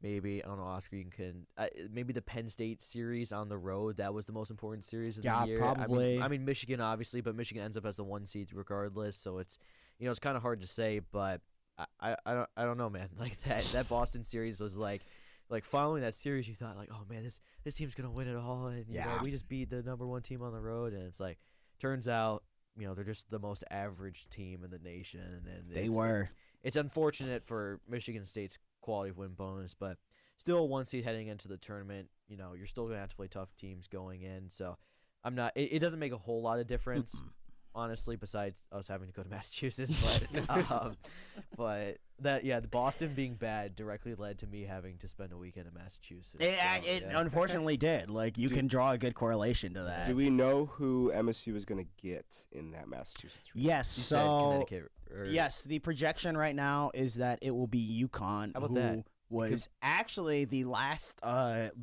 team in, basically, as they were banking on they had a bank on an Ohio State loss to get that last. When are these games happening? Next weekend. Yeah, it could be. So we're gonna most likely be playing UConn in our two biggest. Yep. Wow. Oh, that's crazy. Okay. Yep. So UConn would be their first game? Yep. That would be the 4 seed that we play. Looking at the other teams in our region, it's looking like Dartmouth is going to be the 2 seed in that region as well, with Wisconsin being the 3 seed in that region, who obviously we have seen 4 times before already. And is that leading up to a 5th rematch? Could potentially. They gotta take care of business against Dartmouth. The series against Wisconsin is 2-2 on the year, but that's a team I would like to see, because I think they've gone off the rails. They, when they came into East Lansing and swept the Spartans, they looked like the national championship favorite, if not, contender, if not favorite. But and then when we played them, they were in Madison is just struggling to make the tournament. I think they dropped ones to the Gophers, and they drop.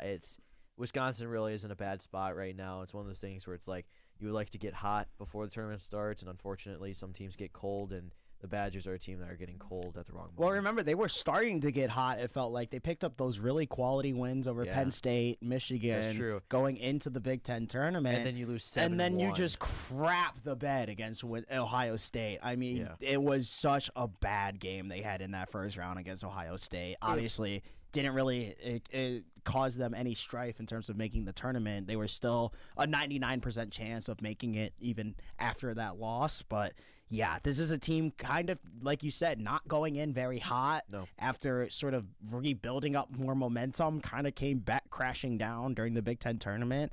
And you kind of don't know how that's going to go. I mean, Michigan State's sort of in the same position right now, had a lot of momentum going in, came crashing down for the Big Ten tournament after losing to Ohio State. So these are two teams who are going to have to kind of start their momentum back up in these first games of the tournament. We'll see how that goes for Wisconsin, and obviously we'll see how that goes for Sparty as well. So you said we're projected Dartmouth maybe for the 2 seed? As the 2 seed, yes. Man, I really don't want to have to root against Dartmouth. I've been for those guys. That don't know, for those of you who don't know, Gabe is a huge Dartmouth fan. Known Dartmouth fan, Gabe. Apparently, yeah. Well, hold on. First of all, obviously we're joking around, but it is true that I've been on Dartmouth. Dartmouth started the year 11-0, and both Jack Volwinkle and Oscar Henderson were like, it's fraudulent, no quality wins, they're not going to make the tournament. It was true. And I have been on Dartmouth since like October, saying that they're going to make a tournament, and now they're going to be a 2 seed in our region. They have an auto bid. They won their first ECAC conference tournament in program history, which is insane to believe. And I've been that's such an old program. I've been on this team since like October or September, so I just need to get that out there first. Okay. So.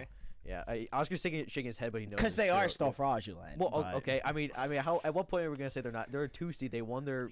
Because they play in the ECAC. I don't care. They don't play anybody. Everybody might have said that about Cornell last year. I'm just saying. Yeah. All right, that's a different story. Yeah. Okay, that Cornell team was on a heater playing for their coach, who had been there for 30 years and had one of the best defensive systems in all of college hockey. That was a trap game, no matter which way you slice it. By the way, Dartmouth is like Miami, Ohio, if Miami, Ohio was good at basketball. Yeah, so. Actually, that's a good comparison. Yeah. That's a good comparison. I like that.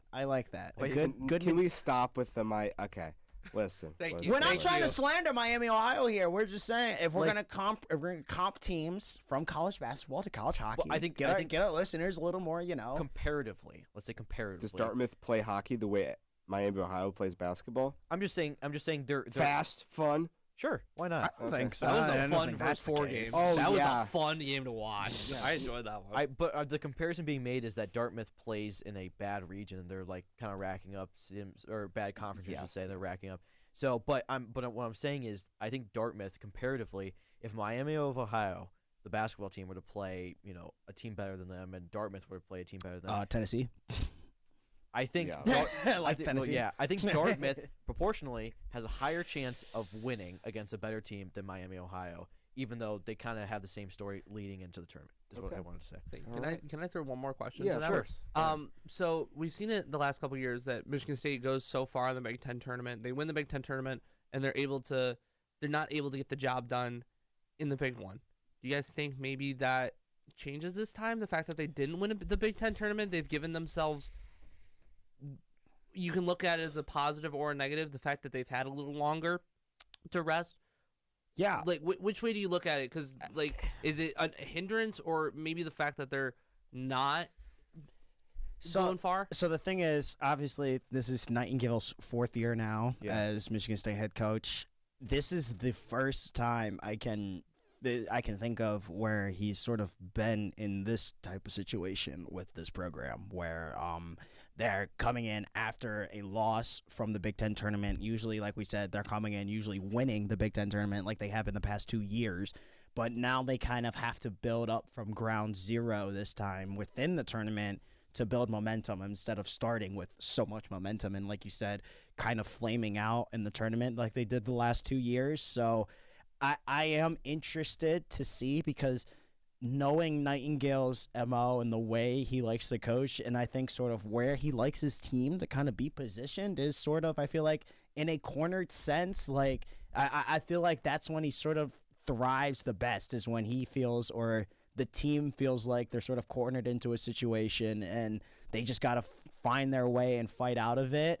And I can't think of a more cornered situation that they've kind of found themselves in, with sort of a make it or break it year in a really disappointing Big Ten tournament right now, where obviously you were expected to win it again after winning the regular season title, and obviously we've talked about all the expectations that sort of have come into this year, and those I think now have sort of been put into question. Can they actually achieve those expectations now after that Big Ten tournament loss? If I was a coach, I would almost prefer this spot. Honestly, yeah. Because you got fuel. Like, you have stuff to use to get your team ready to go. And especially when you think about, what some of these guys have been through over the season. Like, you look at someone like Porter Martone, who now has lost in the World Juniors with a lot of expectations, lost in the Big Ten tournament now.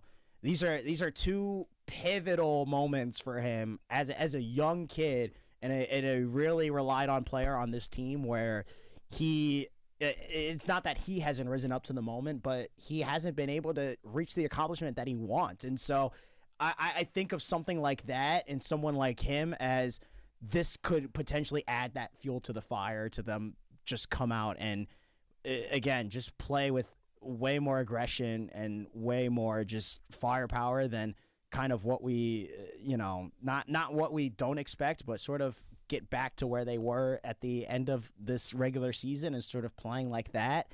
And I think, like you mentioned, Jack, I think this would be the best position I would want to be in as a head coach, because now these guys know what it means to play in postseason college hockey. Absolutely. They know that when you're done, you're done. Like, that is it. There's no no game afterward. There's no second game of the series that you can come back and get back and win. They know the feeling. And now they know the feeling oh crap, it's over. Like, I think that's going to benefit them in the long run, having that feeling early.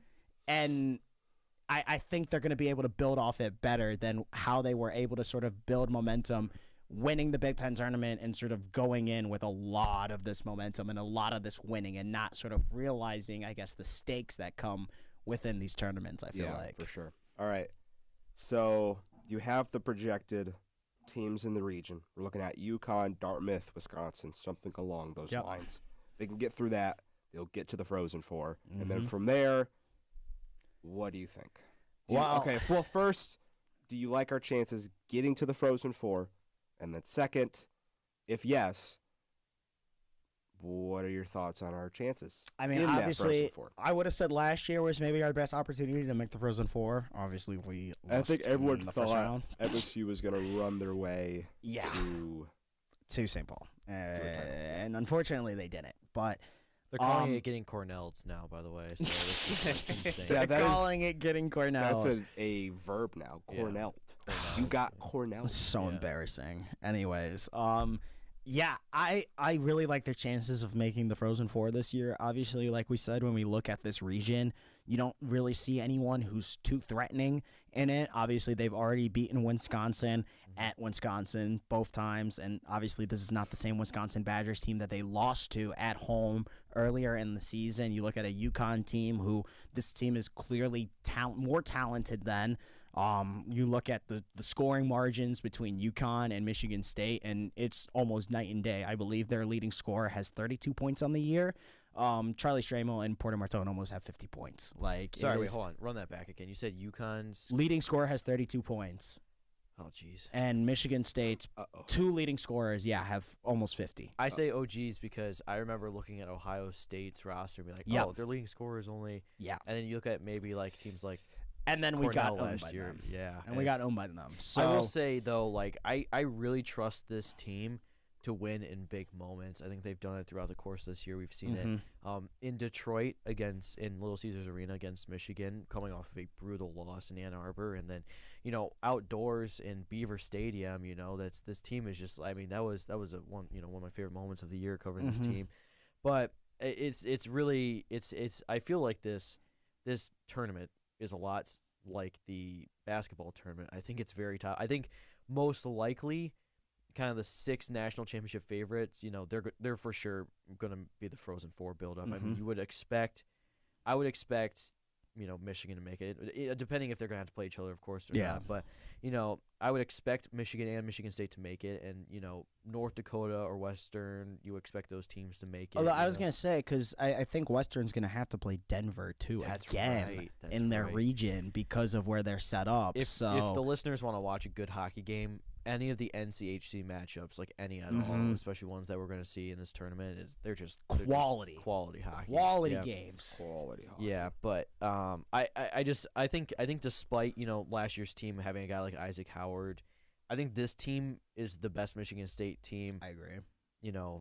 Since maybe the national championship team. I mean, this is a very good team under head coach M. Nightingale, and I do trust them to win in the big moment. And now after dropping one that, I would say you're not supposed to, but Ohio State really, all you three weren't of us, supposed to. Candidly, going into that Ohio State Big Ten game, all three of us on the beat really knew there was a possibility of Michigan State losing that game.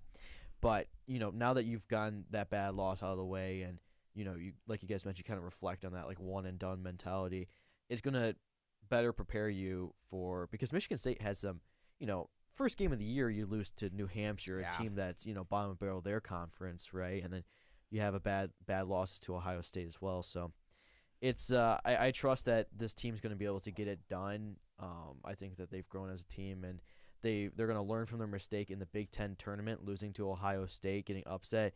They're not going to let that happen again in the first round for sure, and they're going to get the job done in the second round and hopefully make that Frozen Four. But when you get to that Frozen Four, Michigan State currently at plus 430 for national championship favorite. They're third right now. Michigan and North Dakota, the only two teams ahead of them. You're more than likely going to have to play one of them, so that's where it gets a little dicey. I like your chances against Michigan is all I'm saying. Yeah, I will say in basketball, it's if you see that, you don't want to see those guys in Ann Arbor, but in hockey, that's a team you're going to want to play. I want them. I want to play. That's you were realistically about 80 seconds away from going 3-1 on the year on the University of Michigan. So that was, and then a tripping penalty and overtime. It was just that was rough. I still remember that night. Unfortunately, I want to just put that behind me. But this team has been really fun to watch all year. They've gotten the job done against teams that they should, besides Ohio State, but they don't count because they're Ohio State. You look at never count. Yeah, you get the Minnesota series or the Notre Dame series, and those scores are 7-2 or 5-2, and they're just getting the job done against lesser teams, which is really something that you overlook. It's like, okay, well, they should beat them. Well, you look at last year when you're the best team in the country and you lose a game that you should win, right? So throughout the course of the year, getting the job done against lesser opponents, like I said, besides Ohio State, is a good sign for getting the job done against lesser opponents in the early rounds of the tournament. Absolutely. All right. Any last comments on MSU hockey before we get into some Dazed and Confused? No, we'll be live in a couple hours. Yep. So 2:30 p.m. Behind the Mask live selection show. Yes, please stick around for that. Tune in. This show will be done at about 1. Go grab some food. Get some. Go. Grab maybe a beverage or two. Have yourself a nice little Sunday, but then come back 2:30 live. Do some research on South Dakota as well. It's a cool area. I'm so glad we're not going to Sioux Falls, man. Oh my God. All I hope is that this is the year, because I've watched this team so intently, and I love hockey, and man, this team is just so close. They got to get over the hump. So close. They've been so close, and I've really enjoyed what Nightingale's done, bringing college hockey back to East. Absolutely. All right. Well, that's gonna do it for hockey. Let's move on to a March Madness edition of Dez and Confused. I got some March Madness trivia questions for you. I got about 8 to 10 of them right here. Okay. We'll see how they go. I might throw more on here if we really need it. But starting with the first question, and we'll keep track of the scores for everyone. Hopefully we'll have a winner at the end of this. Which school won the first ever NCAA men's basketball championship in 1939? Oh, boy. Oh, good gosh. Like, I feel like I should know this, but I actually I don't even know. If you guys some of these I'm like so. If you can agree, I can give you a hint. Some of these I'm so good on. And then also like this one, I was like, crap. Like this one felt easy, and I can't even get it. I don't want to pick a West Coast school because it seems like that wouldn't be the case. But for some reason UCLA is coming. That's to what mind I was because thinking they were such a too. good early team. But wouldn't it come into effect until like the the 50s, the 50s. That's what I'm thinking. Like, it has to be an East Coast team. Right? That's what I'm thinking. Maybe San Francisco was in. No, Russell wasn't there until Everyone the 40s. everyone gets their own guess. By the way, you don't have to lock in collectively as a group. Everyone can kind of just say what I feel they like for want. some of these we're gonna have to work together though. I feel like we're gonna have to get some ideas going. Working together is fine, but if you want to I'm gonna go with UCLA. I'm gonna go with UCLA. To lock them in. Okay, fine, that's fine. I was actually thinking maybe an Ivy League school. Same. Like, That's where my mind's going right now too. Okay, you know what? No, but it just doesn't seem like they would. Although, like, they were really like in terms of football. I was just reading like on like. I think I know who you're going with. I'm not gonna go with them, but you can go for them if you're thinking. No, please say because. Are you thinking Yale? Because Yale was really. I was thinking Yale. You go for it because I'm honestly not even thinking. I was thinking Yale or Princeton. Honestly, I'll lock in Yale. For the record, I wanted to lock in UCLA, but I'm gonna go with Yale. So UCLA, Yale. You know what? I think an Ivy. I'm gonna go with Gabe's other one. I'll go Princeton. Yeah. Okay. Wrong. Okay, it was Oregon. Oh my Oregon. I would never have guessed. I would never guess. Wow. I'm curious. What would your hint been? I probably would have said quack. 0 championships. Well, I don't want I don't want it to be too obvious. I would have said something like track and field because Yeah, I would have guessed Oregon right away. I would have guessed Oregon. I would not. You would have guessed Oregon right away. Okay. That's the Phil Knight school, bro. That's like the track and field school. It is the track and field school. But yeah, so zeros across the board. Good start. Just Second like one, who is the lowest seed to ever win the NCAA tournament champion? I believe this bonus points if you can also name the seed that they were. Oh, okay. So I know the team. champion. I believe to win the championship. Now make it to the Final Four to win the championship. I believe this is NC State's Jim Valvano's right. team from the 1980s. Yeah. Can't remember what year it was. They beat 83, Houston. 83. Yes, they beat Houston that year off the Lorenzo Charles game-winning dunk. I'm gonna lock in 6 seed. Yeah, I knew this because we were doing an assignment for L.A. Dickerson's class. Wait, were you in that class last year? Yeah. No, Wait a minute. I don't think it actually is that NC State team. I actually think it might have been that UConn team a couple years ago. They were 5. They were 5. I thought they were an 8. No, they played. No, they were a 5 seed. They were 8 seed last year. Yeah. UConn. No, I know not the 4 seed team that went with that Final Four, but there was a. Oh, there you're was talking the team they went. There was a team in the mid 2010s that went. But weren't they a 5 as well? No, I think they were an 8. That was the Shabazz Napier team. Were they an 8? I think they were an 8. I think it's that UConn team in the mid 2010s. Okay, I'm going with that UConn team with Kevin it's either Ollie. or of the. It's even or of the. I'm going with that UConn team. I think it's gonna be Oregon team. again. I'll go with that NC State 6 seed team. Can I go NC State as well? Is that allowed? Yeah, Because that's what I was. Okay. So NC State, you're saying they were 6 seed? Yeah. UConn, and that was an 8 seed. Okay. NC State 6. Okay. It was Villanova. Okay. They were an 8 seed back in 1985. Jesus Christ. I'm glad we got it. Like, Yeah. So what what you were thinking of with UConn, they were a 7 seed in 2014 when they beat the 8-seeded Kentucky Wildcats. That's what you're thinking. That's of. what But, it was. No, it was Villanova. NC State was a low seed, but they were not an 8 seed. Dude, they beat. That was a god squad for. That was Houston. I think was that the.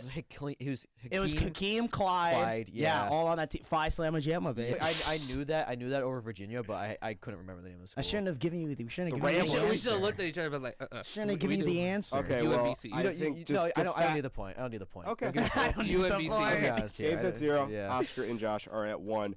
That's crazy. Which team? Oh, this also should be a layup. What team holds the record, or who has the most NCAA men's basketball championships? Okay. UCLA, because John Wooden was a championship machine. Yeah. Oscar took it from me. I knew. That's the reason I knew they had the most, because that's the reason why I wanted to pick them for like the first question. Okay. So yeah. So you're all got that right. Bonus point. How many titles do they have? 11. Oh God. It is 11, I believe. It's 11.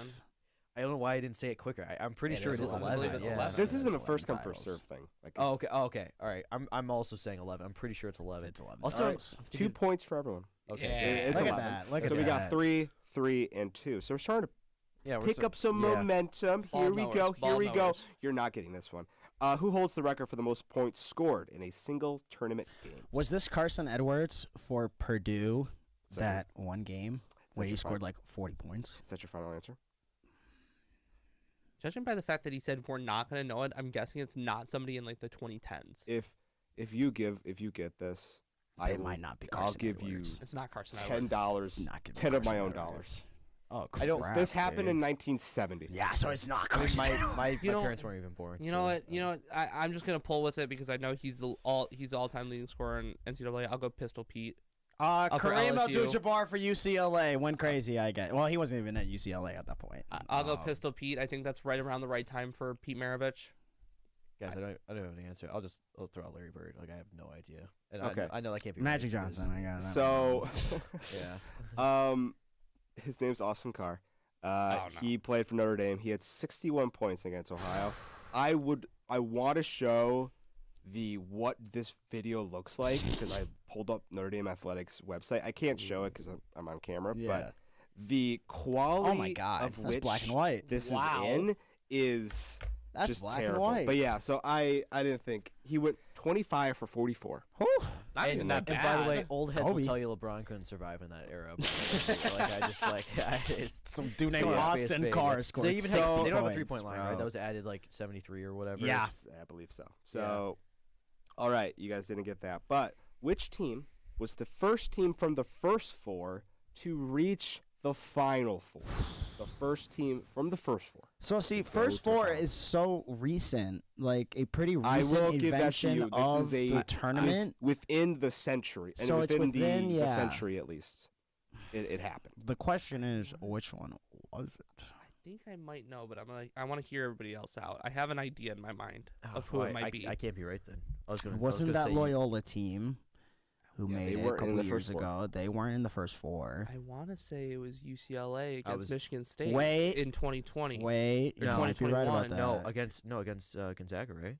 No, that was No, I'm talking that about was where I'm they talking- lost. Yeah, that's But that's what where they they lost. played in For the the first play. Four, it was yes. us and UCLA. But did they I put think them in it the might Final have been. Four, Yeah, they right? made it to the okay. Final I think Four it might have lost. been that UCLA I team. think That's what I was going to say. I'm think it's locking that in UCLA team. Yeah, I'm locking I in like UCLA. that. I like Okay. that. I'm locking that in. Everyone's locking in UCLA. Yep. That's what I think. It is VCU in 2011. Oh, Shaka Smart, They dude. made the run from the first four to the final four. That team was And not then a I first round believe- team. I want to say there wasn't another team Until UCLA. until UCLA, and then recently, if we NC remember, State. NC State. also from the I didn't know that VCU team was the first four team. Yeah, that was the reason. Because all I remember is Jim Nance saying like first four to Final Four, and I thought he said the first four. and maybe we see Texas do it this year.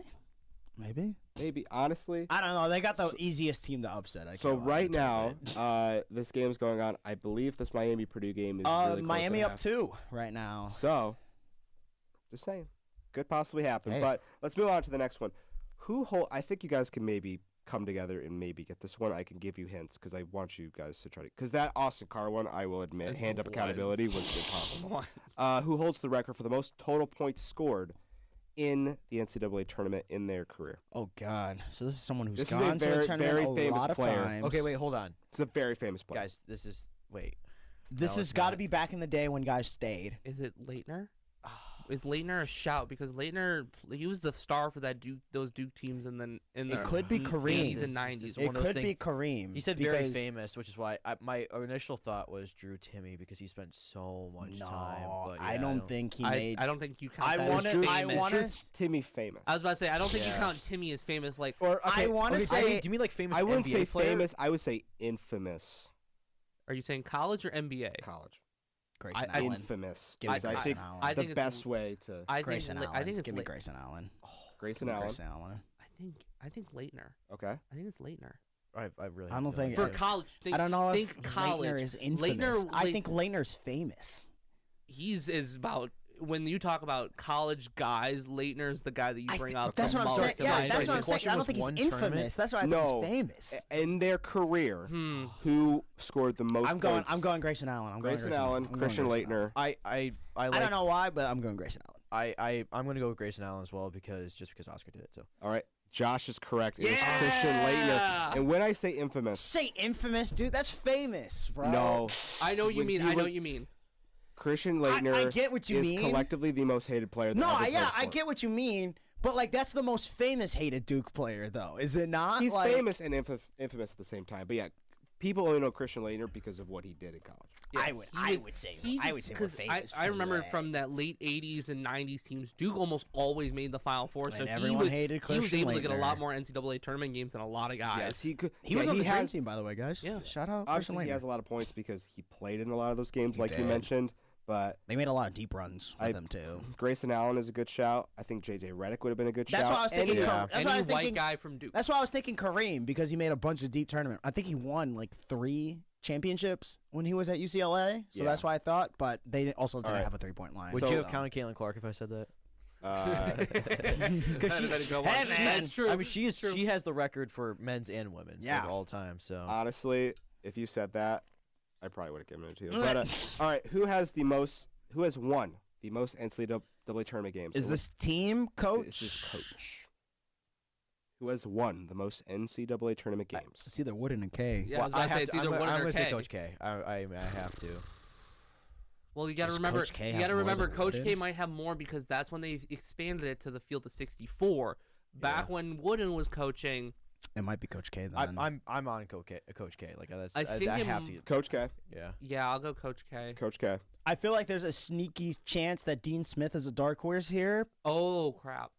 But I think I'm overthinking, and I'm gonna go Coach K. I have to say Coach K because if it's Coach K and I don't say Coach K, then that's gonna be an issue. Exactly. So, I'm gonna go Coach K. Coach K all around. Yeah. It is Coach K. Okay. So I believe we're at 5-4-3. I believe there is. I was gonna say Dean Smith. I thought was a sneaky dark horse potentially. Yeah. Okay.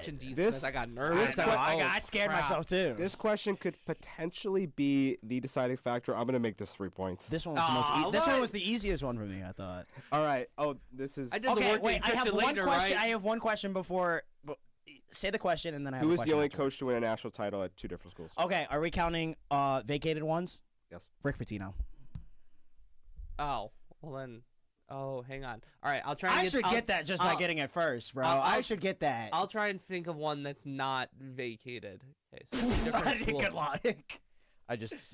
Oh, hang on. I might have an idea. Okay, well I'm just going Rick Pitino. Like there's no point in not going Rick Pitino. I'm just gonna try. I mean, yeah, Rick Pitino. Maybe shouldn't have had 3 points. Well, it doesn't matter. I'll throw it out there. That's all I needed to say. Vacated and non-vacated. Because we've already established Rick Pitino is counted because of vacated. I'll go Roy Williams with Kansas and North Carolina. Oh, wait a second. There's more? There might be more, actually. Okay. Are you saying like Roy has to be head coach? Strictly, what I'm looking at, it is Rick Pitino. But I'm actually looking at him right now. So he won. He won with Kentucky. He won with Kentucky. He won with Louisville. Yep. And that's been it. Maybe he does something with St. John's. But yes, it is Rick Pitino. Rick Pitino, by the way, insane. 5 different teams he's taken to the NCAA tournament, by the way, and has won 2 different. And also, he had, if people forget, he had a stint in the NBA as the Celtics coach, and another stint as the Knicks coach twice. That was not a very good stint. He was an assistant. He was an assistant for the Knicks from '83 to '85, and then came back from '87 to '89 to be their head coach before making a stop in Providence. He's been all over the place, but did Roy not win one with Kansas? I guess not. Honestly, I thought he did. But yeah, I'm just looking. While you look it up, Josh, it's 1:02. We gotta get out of here. Thank you all guys for listening to the Green and White Report. Gabe, Oscar, Josh, thank you so much for coming in. We'll be back next week, 11 a.m. sharp. Maybe Joe Dez is back. Maybe not. We'll see. We'll see how MSU does. It might be an empty studio here next weekend, bro. Yeah, it might just be me, myself, and I talking to myself. But yeah, that's going to do it for the Green and White Report here on Impact 89 FM. Enjoy the rest of your Sunday. Have an awesome week. Go Green.